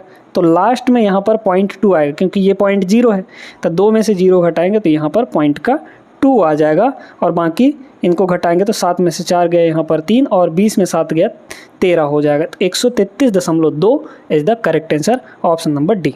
बढ़िया सवाल था, आई होप समझ गए होंगे आप लोग। चलते हैं अगला सवाल पे। इस सवाल को देखिए, बहुत अच्छा सवाल है। m का वह मान ज्ञात कीजिए जिसके लिए ये पूरा इक्वेशन सेटिस्फाई हो जाए, ठीक है। ये रहा m, अब इसको निकालना है हमें। देखिए 29/4, 4/29 और यहाँ है 29/4, लेकिन इसके बराबर में आपको 4/29 दिया है। मतलब इधर वाले सारे बेस को हमको 4/29 में बदल लेना है क्योंकि उधर 4/29 है। आप सभी जानते हैं एक फॉर्मूला कि अगर a/b है और इसके पावर में कुछ भी दिया है, ठीक है, जैसे ही हम बेस को रेसिप्रोकल करेंगे यानी कि b/a लिखेंगे तो यहाँ पर पावर का साइन चेंज हो जाएगा, ठीक है। मतलब -m, +m रहेगा तो -m और -m रहेगा तो +m हो जाएगा। चलिए, ये तो नहीं चेंज होगा, इसको अगर चेंज करेंगे तो ये 4/29 जैसे ही होगा, है ना, 4/29 जैसे ही होगा, यहाँ पर पावर का साइन चेंज हो जाएगा यानी -3। ये तो एज इट इज रहेगा, 4/ यहाँ पर 29 और पावर में यहाँ पर 2 है। ध्यान से देखते जाइएगा, इसको भी चेंज करेंगे मल्टीप्लाई करके तो 4/29 ये भी होगा, तो इसका भी पावर यहाँ पर -11 हो जाएगा। अभी उधर वाले को रहने दीजिए, इनको सॉल्व करना है। 4 4 4 29 29 29, सब में 4/29 4/29, बेस आपका सेम है। तो जब बेस आपका सेम होता है और मल्टीप्लाई हो रहा हो तो पावर आपस में जुड़ जाते हैं। पावर जुड़ेंगे तो कितना हो जाएगा बताइए, -3 और +2 करेंगे तो -1 आएगा, -1 और -11 यानी कि माइनस का यहाँ पर 12 हो जाएगा, ठीक है। माइनस का 12 इज इक्वल टू, इधर कितना है आपके पास 4/29 और पावर में यहाँ पर है 9m + 7। क्या यहाँ 4/29 यहाँ 4/29 बराबर नहीं है क्या? बेस बराबर है तो पावर भी इक्वल होने चाहिए। मतलब यहाँ से इसका पावर और इसका पावर दोनों को बराबर कर देंगे तो 9m + 7 is equal to minus का 12 हो जाएगा। तो m की वैल्यू यहाँ से हो गई, ये उधर चला जाएगा तो 12 और 7 आपका हो जाएगा 19, मतलब माइनस का 19 डिवाइड बाई 9, 19/9 माइनस का ऑप्शन नंबर सी करेक्ट होगा। ठीक है, बढ़िया प्रश्न था, आगे चलते हैं। ये सवाल दोस्तों थोड़ा सा नया बनाने का प्रयास किया गया है ना। पाइप एंड सिस्टम का है। 2 पाइप ए और बी 3700 लीटर की एक टंकी को क्रमशः 9 घंटे और 6 घंटे में भर सकते हैं। ठीक है, ए जो है और बी ये क्रमशः ये 9 घंटे में भर सकता है, ये 6 घंटे में। तो 9 और 6 का एलसीएम कितना हो जाएगा? टोटल कैपेसिटी एलसीएम आपका 18 आ गया। ठीक है, लेकिन एक्चुअल में टोटल कैपेसिटी कितनी दी गई है? 3700। 18 की वैल्यू यहाँ पर 3700। बड़े ध्यान से देखते जाएगा, सवाल तगड़ा है। ठीक है, अब इसमें कह रहा है कि उन्हें एक साथ खोल दिया जाए तो 6400 लीटर की एक खाली टंकी को भरने में कितने घंटे लगेंगे? बहुत ध्यान से देखना। ये 18 है, 18/9 करेंगे तो एफिशिएंसी 2, 18/6 करेंगे तो एफिशिएंसी 3। ये 1 घंटे में 2 यूनिट भरता है, ये 1 घंटे में 3 यूनिट भरता है। ठीक है, हमको भरना कितना है? अगर इसको देखा जाए तो देखिए 3700 की वैल्यू आपका 18 है, हमें 6400 लीटर भरना है। तो 6400 की वैल्यू कितनी हो जाएगी बताइए? तो 1 की वैल्यू कितनी होगी यहाँ पर? इस 37 को नीचे ले आइए, है ना। तो 18 बटे यहाँ पर हो जाएगा 3700। ठीक है, ये हो गया मल्टीप्लाई, क्योंकि भाई हमें 6400 की वैल्यू चाहिए, तो 6400 की वैल्यू मल्टीप्लाई कर देंगे यहाँ पर 64। इतना भरना है हमें, तो 2 0 से 2 0 कट जाएगा और यहाँ पर कुछ तो कटेगा नहीं। कटेगा जब नहीं तो ऊपर है 18 इंटू यहाँ पर 64 डिवाइड बाई ये हो जाएगा 37। अब बड़े ध्यान से देखना है, हमको इतना ही भरना है, हमको इतना ही भरना है। और 1 घंटे में दोनों मिलकर कितना भरेंगे? ये 2 यूनिट, ये 3 यूनिट, यानी कि दोनों मिलकर 1 घंटे में 5 यूनिट भरेंगे। तो यहाँ से डायरेक्टली टाइम निकालने के लिए टाइम इज इक्वल टू क्या होता है? Work upon efficiency. इतना भरना है डिवाइड बाई यहाँ पर दोनों की इफिशियंसी 5 हो जाएगी। ठीक है, तो बस 18 गुणे यहाँ पर 64 डिवाइड बाई ये हो जाएगा 37 और डिवाइड बाई 5 करेंगे तो यहाँ पर 5 आ जाएगा। तो 37 पंचे बस आप देख लीजिए, क्योंकि कुछ तो कटेगा नहीं और आपके ऑप्शन उसी तरीके से दिए गए हैं। अच्छा 1 सेकंड, ठीक है, 8 चौके 32, मतलब नीचे तो आपका 185 आएगा, फिक्स है, 185 सभी में दिया है। यूनिट डिजिट लगाइए, 8 और 4 यानी 8 चौके 32। ऊपर आपका 2 आना चाहिए शुरू में, यहाँ 9 है, यहाँ 2 है, यहाँ 9 है, यहाँ 3 है, तो 2 सिर्फ इसी में है, यही आपका हो जाएगा आंसर। यानी 1152 divide by 185 is the correct answer. I hope सभी लोग को क्लियर हो गया होगा। चलते हैं अगले प्रश्न में। ये तो आपका सीधे सीधे रेशियो का सवाल है। क्या दिया गया है? x बटे वाई 2/5 है। ठीक है, x डिवाइड बाई वाई यहाँ पर कितना है? 2/5। क्लियर है। फिर कह रहा है y बटे Z, y divide by Z जो है वो आपका 4/7 यहाँ पर 7 है। ठीक है, यहाँ y की वैल्यू 5 है, यहाँ y की वैल्यू 4 है। नाइंसाफ़ी हुई, दोनों को बराबर करिए। 4 और 5 कैल्शियम 20 होता है, 20 दोनों को बनाना है। तो यहाँ 4 से मल्टीप्लाई, मतलब यहाँ भी 4 से मल्टीप्लाई। ठीक है, इसको 20 बनाने के लिए यहाँ 5 से मल्टीप्लाई, तो नीचे भी 5 से मल्टीप्लाई। अब बराबर हो गया। y की वैल्यू 20 यहाँ भी है, y की वैल्यू 20 यहाँ भी है, तो z की वैल्यू 7 पंजे 35 और x की वैल्यू यहाँ पर कितनी हो गई? 4 दूना 8। ठीक है, अब देखिए बड़े ध्यान से समझना है। कह रहा है 15120 को एक्स वाई जेड तीनों में वितरित किया जाता है, तो एक्स वाई जेड की सबकी धनराशियाँ बतानी है। देखिए टोटल कितना होगा?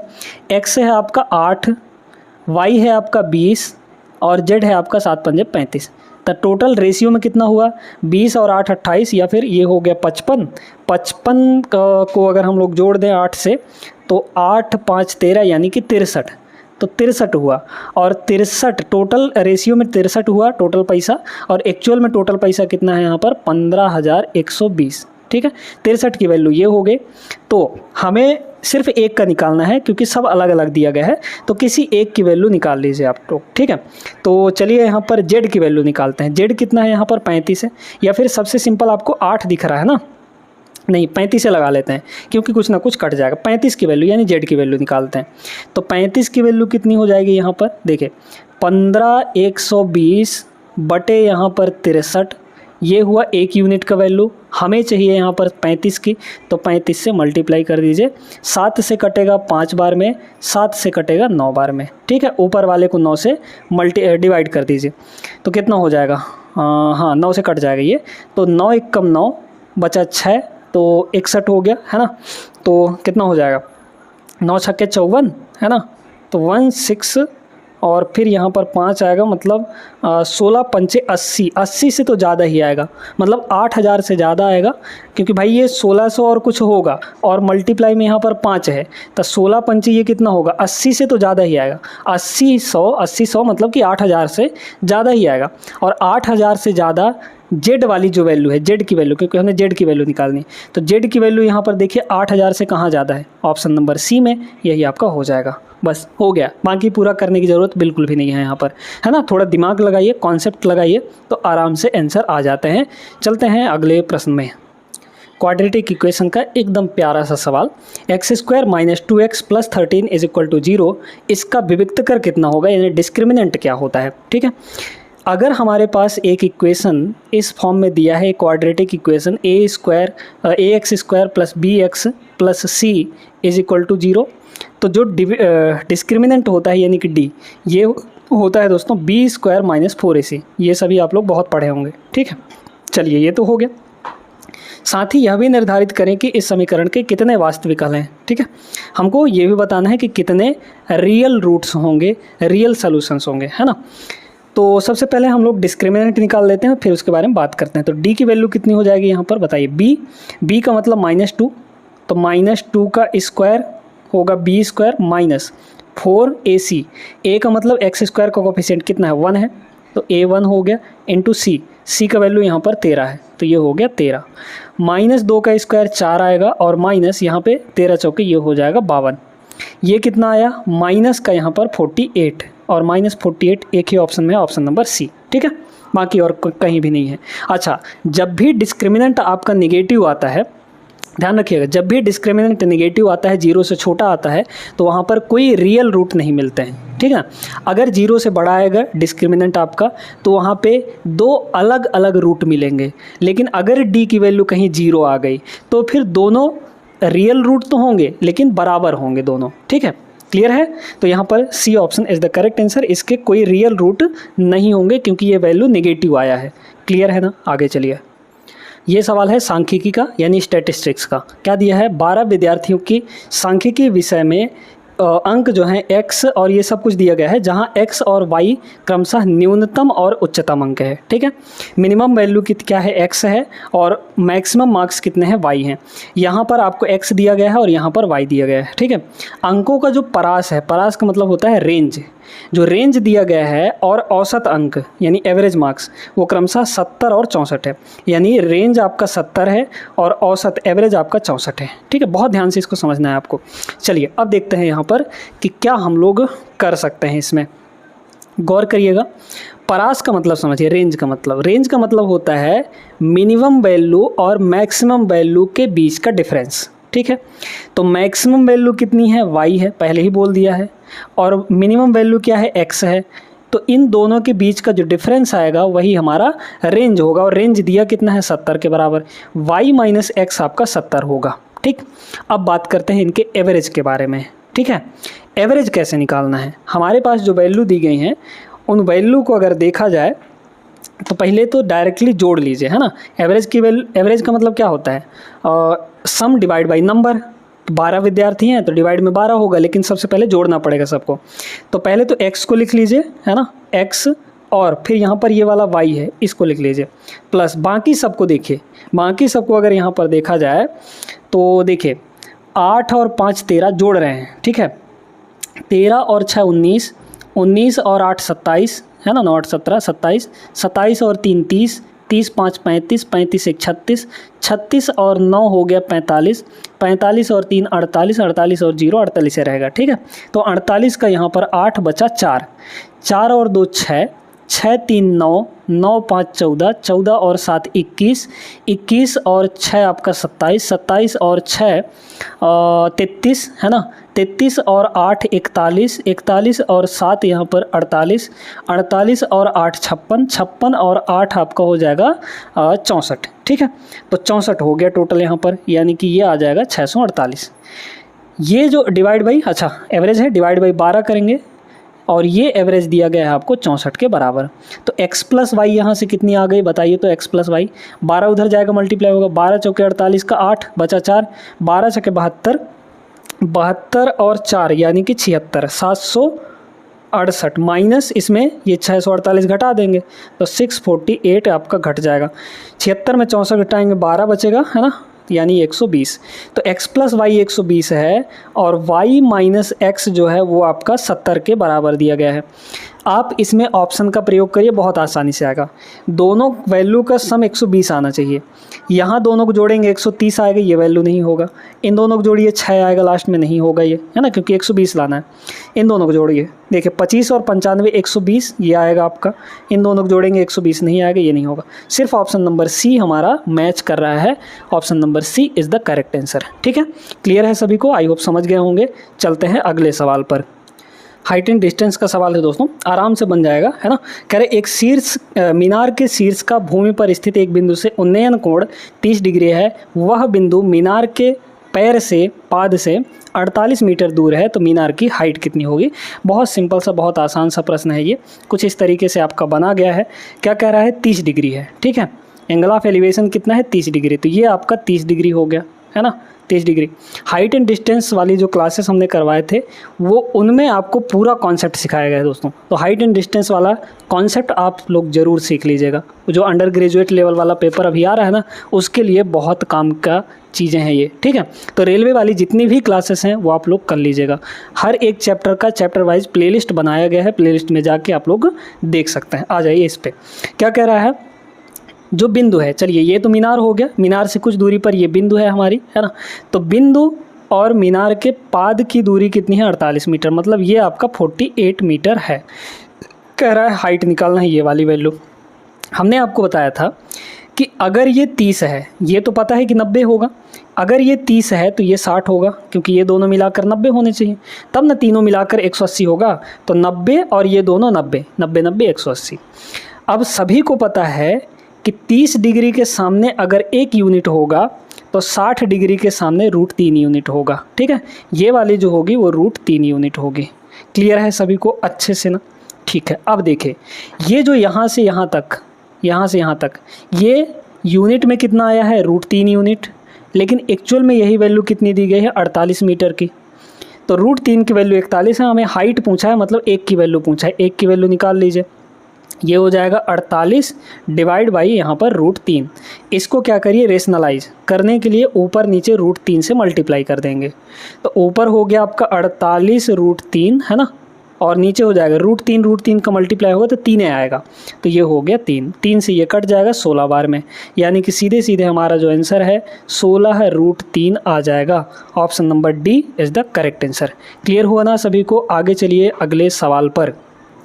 ये सवाल दोस्तों आसान सा है लेकिन लॉजिकल प्रश्न है। अतुल का वेतन 10,000 रुपये पर महीने है। वह 6,000 घर के किराए पर और 25 रुपये बिजली के बिल पर खर्च करता है। बाकी धनराशि उसकी बचत है, ठीक है। तो ये बताइए कि 6,000 खर्चा किया घर के किराए में और 2500 बिजली के बिल में, तो कितना बचा उसके पास? 6 और 2.5 यानी कि 8,500। टोटल 10,000 वो कमा रहा था, 10,000 में से 8,500 वो खर्चा कर दिया। तो उसकी जो सेविंग है वो कितनी आ गई? 1,500 रुपया। भाई 10,000 में 8,500 घटाएंगे तो यहाँ पर 1,500 रुपये, मतलब 1,500 रुपये पर महीने की सेविंग आ गई, ठीक है। ये सेविंग है। अब इसमें आगे पढ़िए।